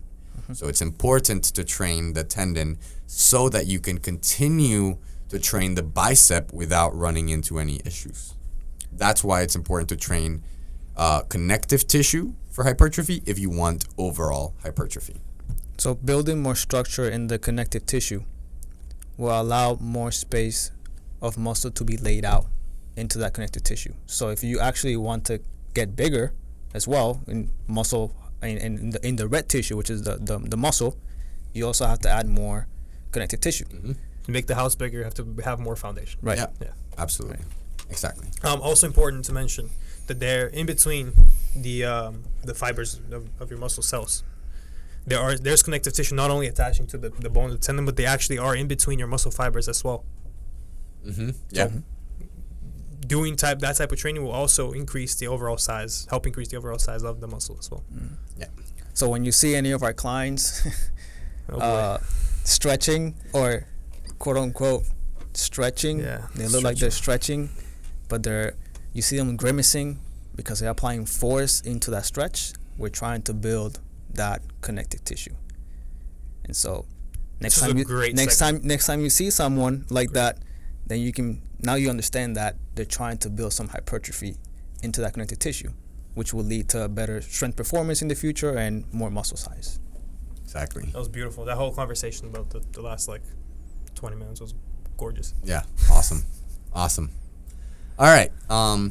So getting a little, I don't know if you guys want to really dive into this, but we'll touch on these things briefly. I just want to. Oh man, there's a lot. There's a lot of people. I think that we do have a good audience of some people that are a little bit more experienced that would want to hear, maybe they've been training hypertrophy for a while. They know all of these concepts that we're conveying today. You're switching out your modalities. You're training all of the pillars of fitness, but you want a little bit more for your hypertrophy. Maybe another concept to apply. So these here that I put are some of the things that I like to talk about when I have an advanced client and they're trying to do hypertrophy, about how to do these things properly. Okay, so we're gonna talk about training past failure, because I think that that's very popular today, especially in the Instagram bodybuilding. Balls to the wall. I'm jacked. Right. Space. Right. It's fun to watch. It's super fun because you look so badass doing it. Yes. So, but you have to know when to use it, though. Yes, absolutely. So the bullet point says how to or training past failure properly. So as we were talking about, there are certain exercises that you want to take to failure. You definitely want to be at least approaching failure through most of your sets for your actual work to be effective. However, there are certain times that maybe you can use a tool, whatever that tool may be, to take a set past failure, and one of those tools is, like we were saying, the partial reps, the half reps, so that you can build more volume. And this is the way that I use training past failure, is not so that we can damage the muscle more and get more of a pump or whatever, but as a volume builder. If we're approaching one of those last weeks of a training cycle and I want to just add a little bit more volume just to get that like almost like that hell week type of feel. There are some concepts that I will use to train past failure. The first one being rest pauses. Have you guys ever heard of rest pauses? It's one of my favorite ones. Okay, awesome. So since it's one of your favorite ones, can you please? I haven't actually. You haven't? I have not. Yeah, you have. Maybe I have. I just don't know that it's called that. Maybe Yeah, you've you even have. done it. I've made you do them. Oh, you have. Yeah, you have. You have. So rest pauses. So basically, you'll perform a normal set. Let's say that a normal set is 8 to 12 reps. Let's say you end up getting 12 reps with a certain weight, and you failed at the 12 reps. You will then, instead of usually when you do a set, you'll get like a 1 minute to 2 minute break, right? And then you go and do the set again. Mm-hmm. So if your coach says 3 sets times 8 to 12 reps, 2 minute rest in between, you perform the 8 to 12, 2 minutes, and do that 2 more times. If your coach puts rest pause on the last set, then that means that you will perform the 8 to 12 sets to failure. So like Andres explained, once you cannot contract that muscle anymore, and instead of resting 2 minutes, you will rest, 5 to 15 seconds, and then go back again and do more reps to failure. Cluster sets. Yes. Cluster sets. That's what they are. Yes, Yeah. cluster sets. Cluster sets. And you will continue. Rest pause is another name. Yeah. Oh. And so it's up to your coach to give you how many rest pauses sets you want to do after. Like I've read that you can do between 1 to 3. Mm-hmm. Maybe you can do more. I don't know. But 1 to 3 is what I've read in articles most of the time. Right.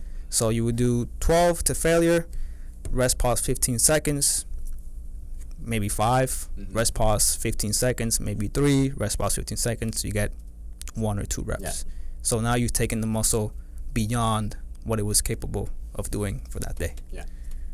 I've used it like that, and I've also used it a slightly different way, which is where let's say you pick a weight where you would regularly do 12 for, and you do rest pause sets of 5 until failure. So even though that first set is going to be super easy, you're going to still drop the weight, rest those 10 seconds, continue, then you get 10, drop the weight, rest those 10 seconds, 15, and then you might be able, with a weight that you could have maybe only done 12, you might get all the way up to 30 or 35 or something like that.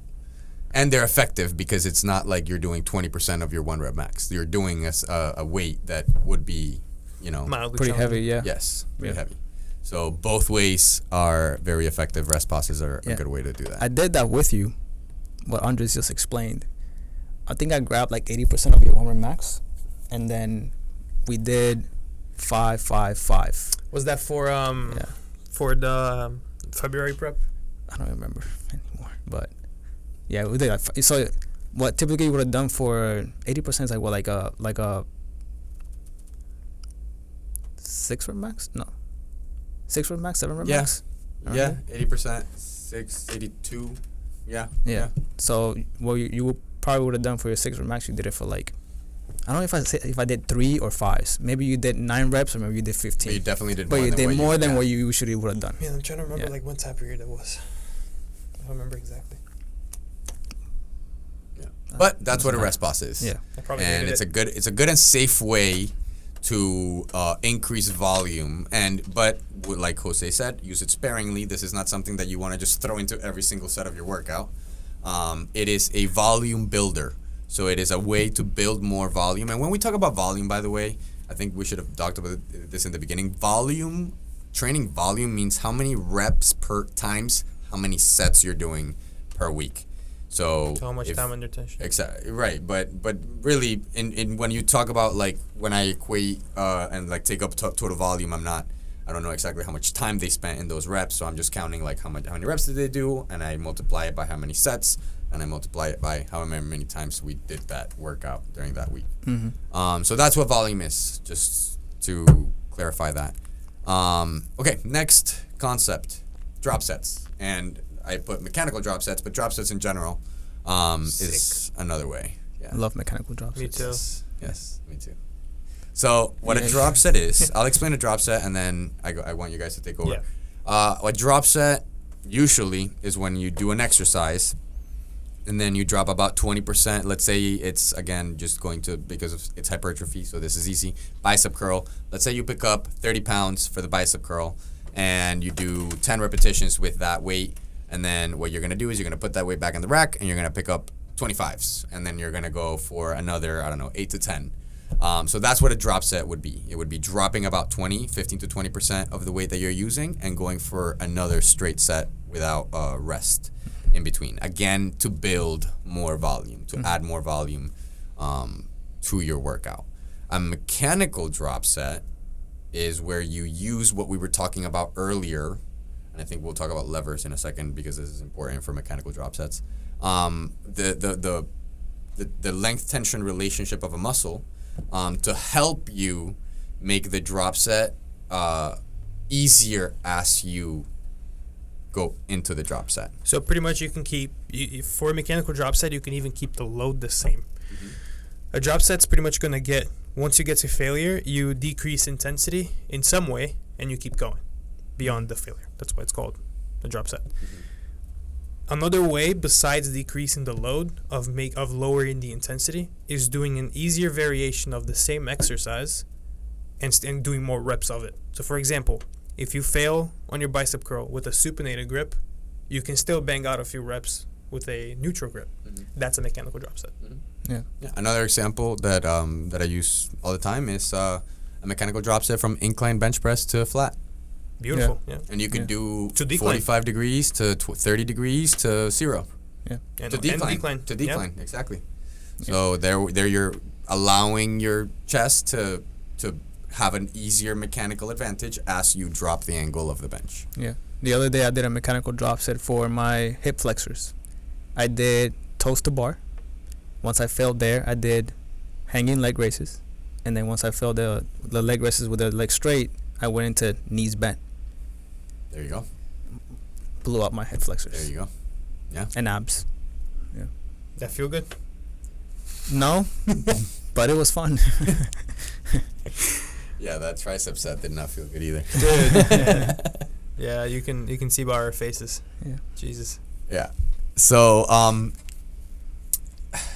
this is gonna be. I'm gonna try to explain this as simply as possible because it's not super important for people to understand this, but it is important to understand it as a coach in order to program properly whenever you're trying to isolate muscles and make sure that you're taking advantage of tension in certain positions.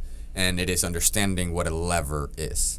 So there are 3 different types of levers. I'm not going to go into what those 3 different types of levers are, but basically a lever is the description of where the axis on a joint is, where the resistance is, which would be where the attachment of the muscle is, and where the force is being applied, which is where the weight that you're holding is. Do you want to send me a visual for that? And I can Yes, plug it into I will absolutely. I'll send you all 3 different types of levers. And, Okay. we I got we it. can put a visual. I'll try to overlay something that Yes. makes this a little bit easier to Yes. understand. But the point of it being is that the reason why, for example, a concentration curl is hardest at the top. A concentration curl is when you sit on a bench, you kneel over your thigh, you put your elbow into your thigh, and you curl the dumbbell up to your shoulder, essentially. Okay. The reason why that exercise is hardest at the top is because the dumbbell is furthest from the elbow at the top when you're looking at it horizontally in terms of like where gravity is pulling it, right? So at the top of the rep, the dumbbell is furthest from the elbow. That's why a concentration curl works the shortened part of the curl, as opposed to a preacher curl, which now puts your elbows out in front of you, and then now the point where the weight is going to be furthest from your elbow is going to be at the lengthened part of the movement. So using levers and tension within the levers to your advantage to make sure that you're training tissues at all positions and strengthening, again, going back to the mobility part and going back to like training all ends, all positions of all muscles, is super important to understand. at least as a coach. But it would be great to understand this also as just an everyday person. Yeah. And again, the more positions you train, the more potential you have to build more muscle mass. Exactly.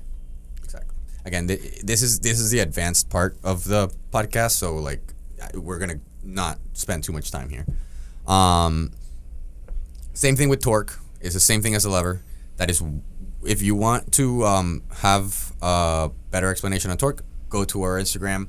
That tricep set that we were talking about is based on torque, and the reason why we did it the way that we did it is because we were using torque to our advantage to make sure that we were putting the most tension at both the shortened and the lengthened part of the movement of the tricep extension. I'm going to leave it at that, and I'm going to keep going. And I'm not even going to talk about the next one. I think this is Jose's wheelhouse right here. Bam. Nutrition. So when it comes to building muscle mass, you want to give your body enough resources for it to happen. Especially if you have been someone that has been training for a while, a long time. You know, like we have discussed before, if you are a beginner, anything is going to work. Okay, you can even have like crappy nutrition. You started working out, you're going to have results. Mm-hmm. That happened to me, that happened to Andres, that happened to Nick, it happens to everyone. It's going to come in time that's not going to happen anymore. So then you're going to have to really look into the nutrition part. Okay, because the nutrition part is what's going to allow you to recover faster in between the sessions and allow the muscle to have the resources to rebuild itself. So that's how important nutrition is.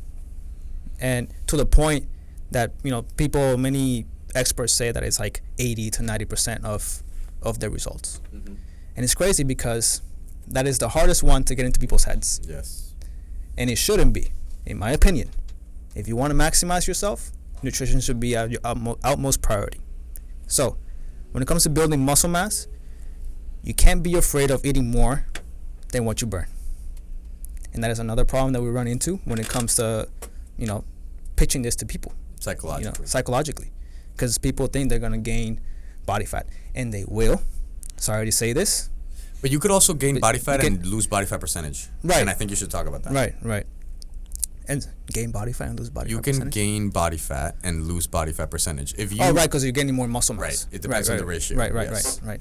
So, yeah, definitely you're going to have to get into a calorie surplus. That's something for you to discuss with your coach or yourself, if you're coaching yourself. How much are you willing to gain of body fat while you are trying to gain muscle mass? Because some people like to be more aggressive with it, and some people do not want to see that aggressiveness. And the answer I personally always like to give is, if you're not a bodybuilder, if you're not training for a show or something, take your time, dude. Yeah, take your time. Exactly. There's no rush. Like, you don't need to go on a 35% caloric surplus out of the bat. Like, So most of the information that I'm going to discuss here has already been discussed in our body composition podcast. So if you want more details when it comes to body composition, watch that one and listen to it. But what we basically discussed in that podcast is that you want to be in a calorie surplus. Okay, so you must know your maintenance. Now, again, this is another complicated subject in a way, because if you never really tracked your calories and you don't know where you're at, then you might have to start there. Okay, but we'll talk about something more simple, which is increasing your protein intake. So if you never tracked before, at least start tracking your protein intake. And you're looking to have between 0.8 to 1 grams per pound of body weight. Again, that all depends as well. You know, it all depends if you are too overweight. If you're too overweight, that's not a good number to start with. You might have to start with lean body mass grams per pound of body weight. If you're already pretty lean and you want to increase more muscle mass, then you can start with your own body weight as a general guideline. And again, you have to continue to discuss that with your coach, because if 1 gram is not working, then you might have to make some adjustments as well. You might have to eat more. So it all depends. So am I doing all right? Yeah. No, keep going, bro. You're doing great. You're rocking my world. You gotta say it like that. Okay, so yeah, protein intake definitely is gonna be one of the most important factors. let's not ignore the carbohydrates either. Okay, because even though we will start with protein, carbohydrates is what's going to give you the energy for you to lift more and be able to withstand more in your training.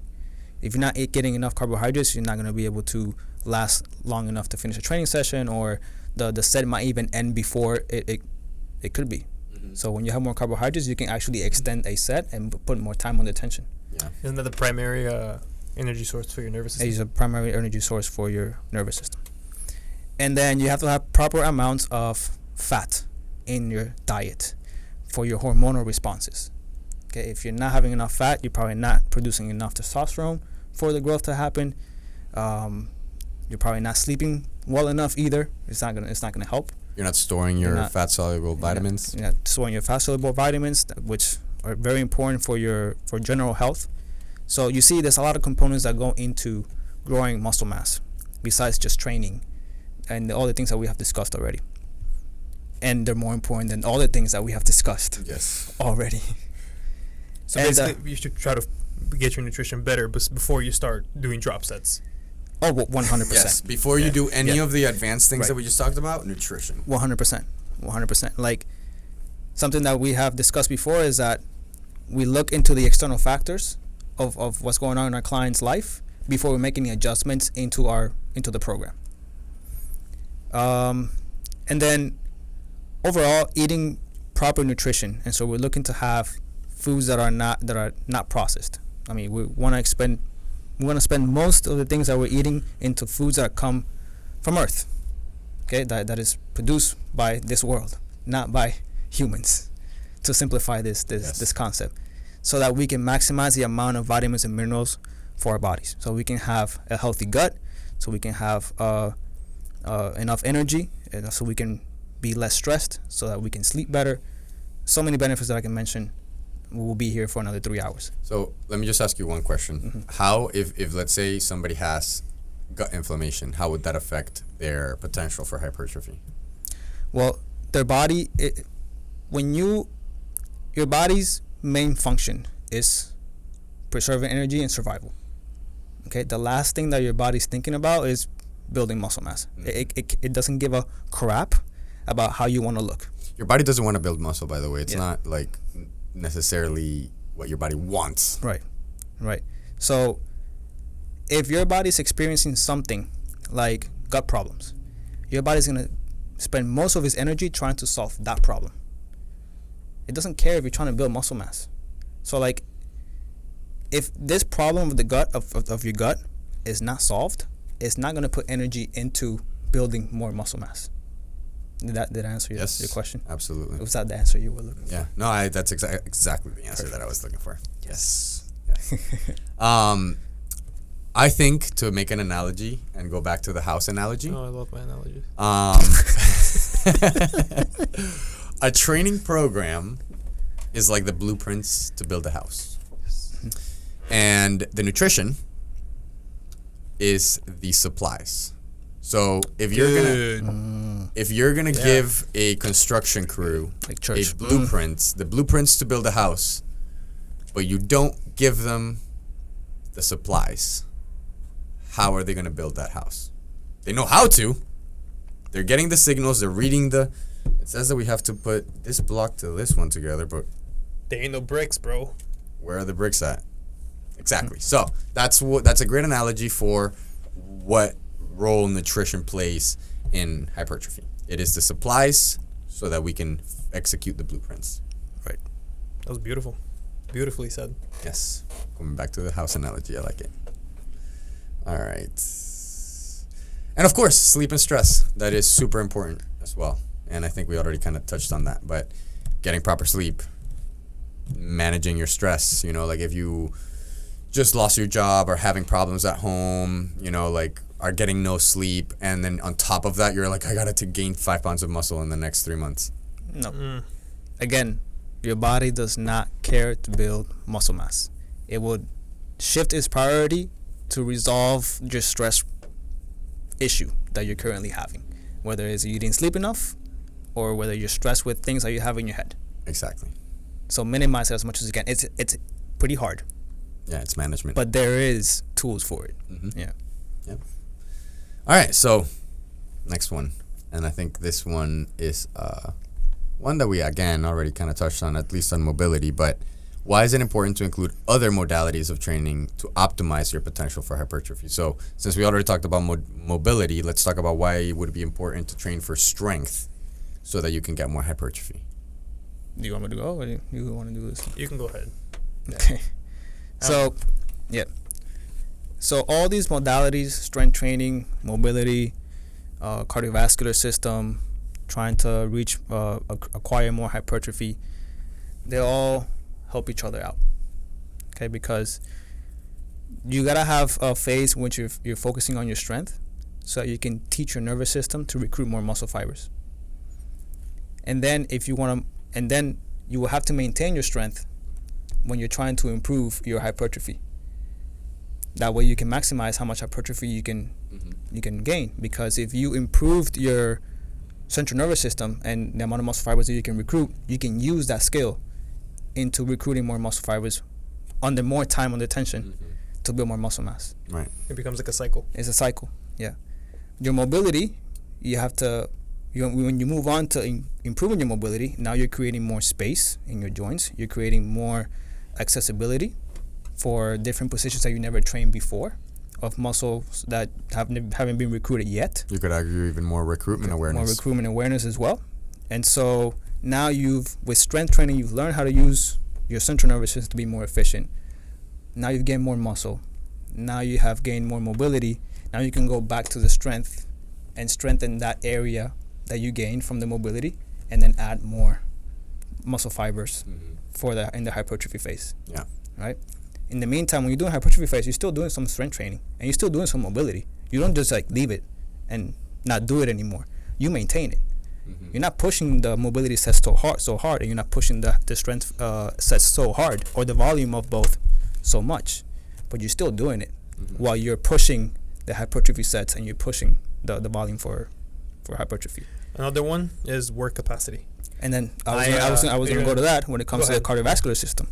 If you're not, now you have to improve your cardiovascular system.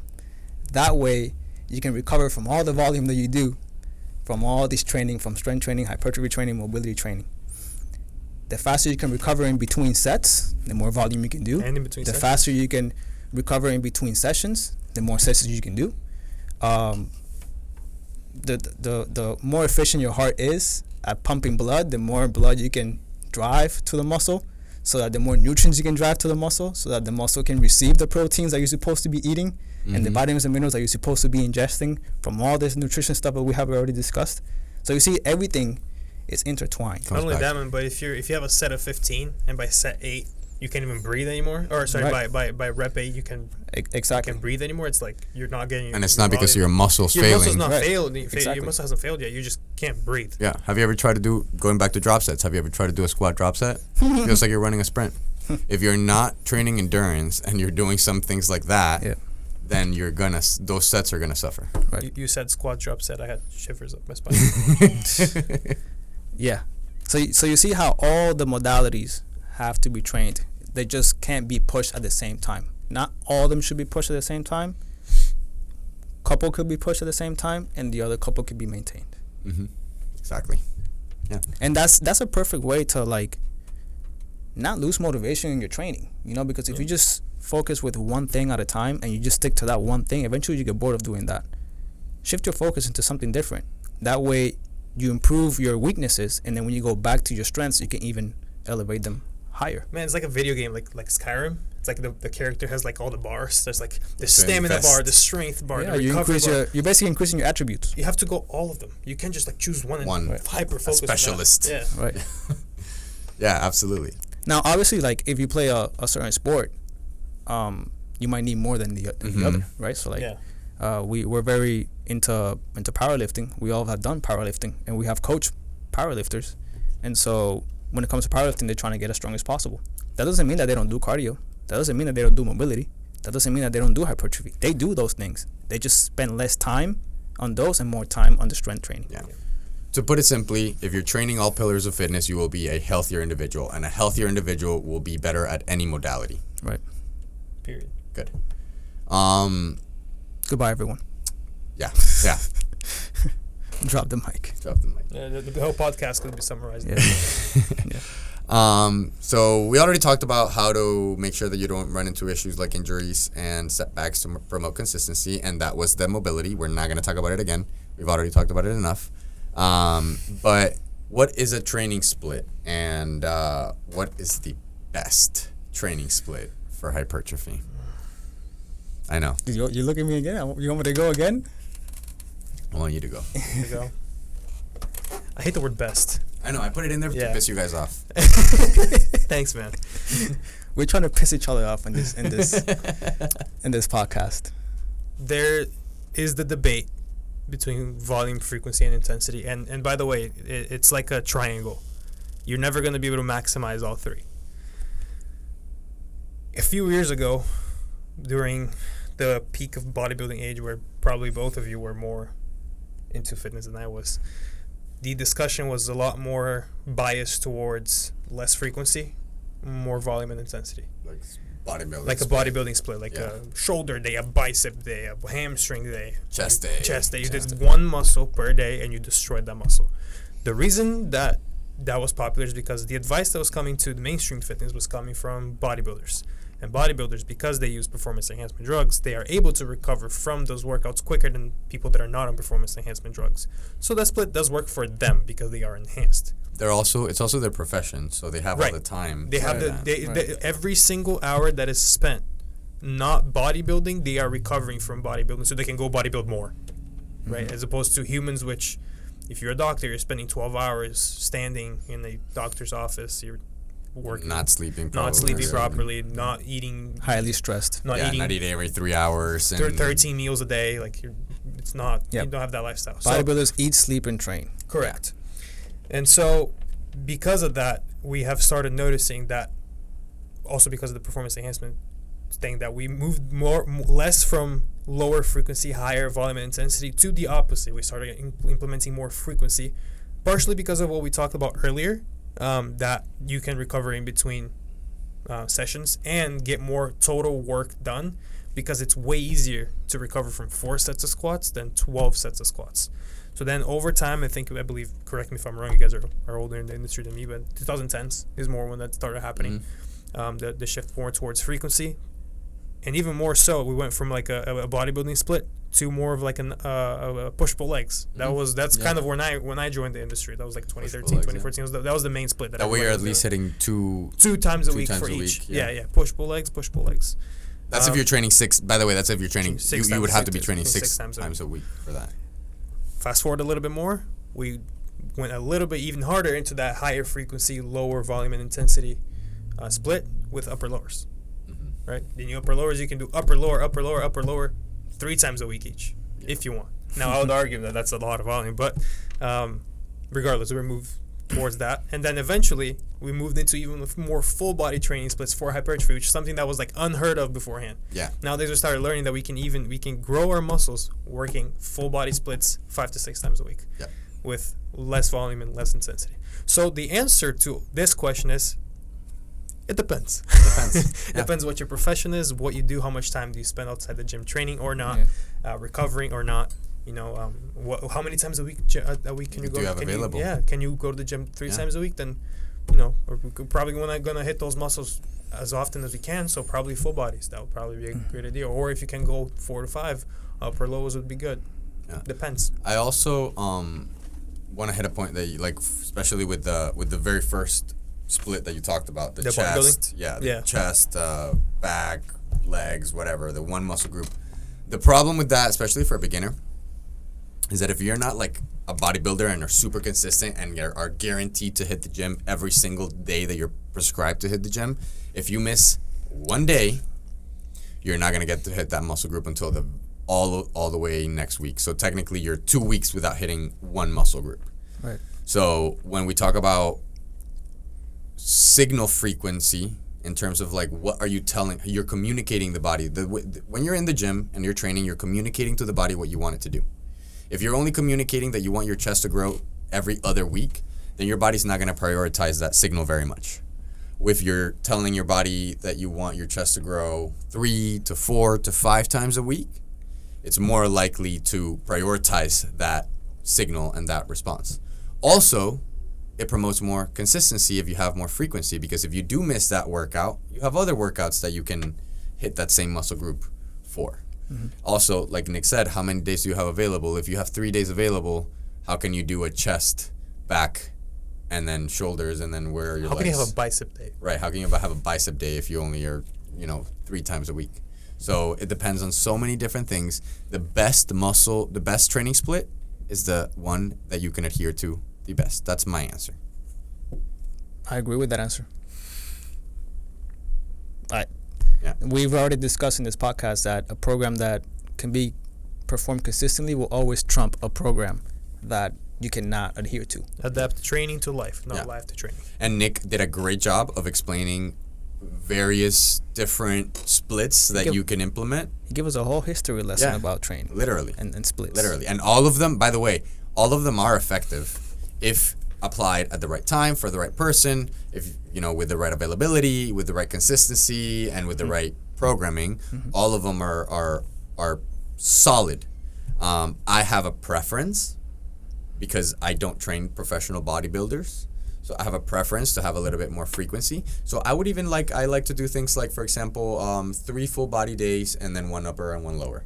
So I kind of mix what you're saying.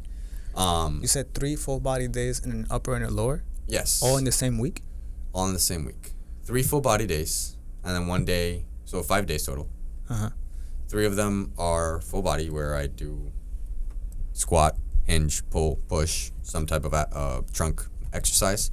And then 1 day is upper, so upper, pull, push, and then another full body, and then the legs, and then another full body. And usually I'll put some rest days in between those. Sorry, this is very interesting because I've actually never heard of that split. Really? Yeah. So I will talk to you after the podcast to get more details on that. Yeah, absolutely. Another way I thought you can also split your training is that you can do your mobility and movement practice on certain days a week and save all your hypertrophy to failure exercises on other days. You can also split it, not necessarily doing the same modality every day. You can also split modalities, do a day just for mobility. Daily undulation. Correct, yeah. And then in that way, the only thing you got to be careful with that is because you don't want to destroy the muscles that you're going to use the next day again. So let's say for example that you have a lower body max effort on Wednesday. You probably don't want to do lower body hypertrophy on Tuesday. That'll probably be not a great idea. Okay. Yeah. I don't want to talk about this. And are we done? We are closing up, but we want to, and I want to hear what you guys have to say about this. What would you say in general? I know we don't like general statements, but what is something that most people could do? 99% of the general population. What is something that they could do to improve their hypertrophy training today? 22 sets per muscle group every week. In general. So we're trying to talk. We're talking to a general population. Is that who we're talking to? General population. To the people that are watching this podcast. Go train. If you're not training. Yeah, that first of all, if you're not training, go train. Make it to the gym. Yeah, if you want to promote some hypertrophy, go train. And just get started and do it consistently. And start eating more protein. Great answer. Great answer. And then sleep. Nick? Besides the answers that he already gave, which those are steps 1, 2, and 3, be honest with what level of training you are at so that you don't overshoot or undershoot how intense and how intense you should be training, how much volume you should be having. So minimal effective volume. Correct. Make sure you take the time to understand where that is, and even if you don't get a coach, I'm sure if you ask a coach to help you out with that, he would. If you ask any of us, we will. Yeah. So I think understanding that gives you a huge head start if you're just starting out, compared to everyone else that's probably training till their legs can shake. Yeah. You know, So my answer is going to be a little bit on a different route. Is somebody that's already training, somebody that is, maybe even following a program. What could they do? What could they do different today, safely, to promote a little bit more hypertrophy? And I think we can all agree that focusing on time under tension would be something easy, safe. simple. Yes. Doesn't matter if it's concentric, eccentric, isometric. Slow any down. of them. Slow down. Slow those reps down. And you'll see some hypertrophy from that. Cool. All right. So time to plug ourselves. So I'll start. If you want a coach, content, information, questions, anything, you just want to watch me do some funny stuff on Instagram, AC_perform strong. Obviously, we have this podcast. It is also on YouTube. It is on Spotify. I'm trying to get it on Apple Music. We're I trying will to. do my best. I am a little sometimes technologically challenged, but we'll do my best. Excellent. You're not as technologically challenged as I am. Probably I not. promise that is you. severe. I promise you. That is severe case. You're not 31 years old. Yeah. Yeah. Beautiful. Yeah. So There's no excuse. There's a bunch of 31-year-olds that know what they're doing. That's Like facts. I just, and the tone. I'm not, and they don't. Yeah. I'm not the most I don't either. technical I don't either. savvy. Yeah. Who wrote these names? I did. You wrote my name wrong. I did. You know why? Because it's my No, he's Yeah. trying to piss you off. my email. Yeah. Damn, yeah. dude, you really want me to give you some horizontal adduction? Dude, but I literally wrote it like that because of that conversation. You did it on that we purpose? had. Yeah, I did. Because I know on your Instagram, but I know it's. Yeah.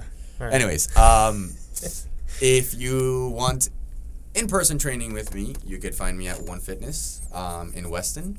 And I already said my Instagram name. I'll repeat it. It's AC_perform strong. That is where you can find me. Nick, where can they find you? At NB Performance Training on Instagram or nbperformancetraining.com on the website. There you can find my contact. You can submit for an assessment with me in person. I am located in Southwest Ranches, near Weston, Florida, Broward County, by the way. And I also do online training if that's something you're interested in. If you are far away from Florida and still want to work with me, that is also an option. All right, so feel free to shoot me a message. Feel free to apply on my website. I'll be answering treating you to the best of my ability. And Jose, and you can find me on Instagram at lifting for the better, and I have my website liftingforthebetter.com. That's where you can sign up for online training, and that's basically it. JMC Planas 19 on Twitter. If you want to follow me, I got 0 followers right now. I have 0 followers, so I only use a screenshot. I just opened my Twitter account. Yeah, that's basically it. Oh, we have some announcement to make for next episode. Yes, we do. So our great podcast member Andres was able to get a very special present. I will allow you to announce since you were the doing of the deed. Yeah. Yes. So, I was fortunate enough to have an opportunity to connect through email with Dr. John Russin, and I'm sure that some of you at home have heard that name. If you haven't, he is a very big name in the industry, especially when it comes to pain and performance training. So working around pain, performance training, athletic training. We are going to be hosting him next week in our podcast. On Zoom, by the way. Yeah, through Zoom. So he's going to be, we're going to be on a call with him. We're going to be asking him tons of questions. We are going to be learning just as much as you guys are going to be learning. But it is a great opportunity. It is going to be an amazing golden podcast. Definitely one that you want to be tuning into. We will be promoting it on our social medias. So if you don't hear it here, you will definitely be hearing about it. I highly recommend to listen to that podcast. Yeah. Cool. Yes, sir. All right. Well, thanks for tuning in. We'll see you next time with our 4th special guest. Peace.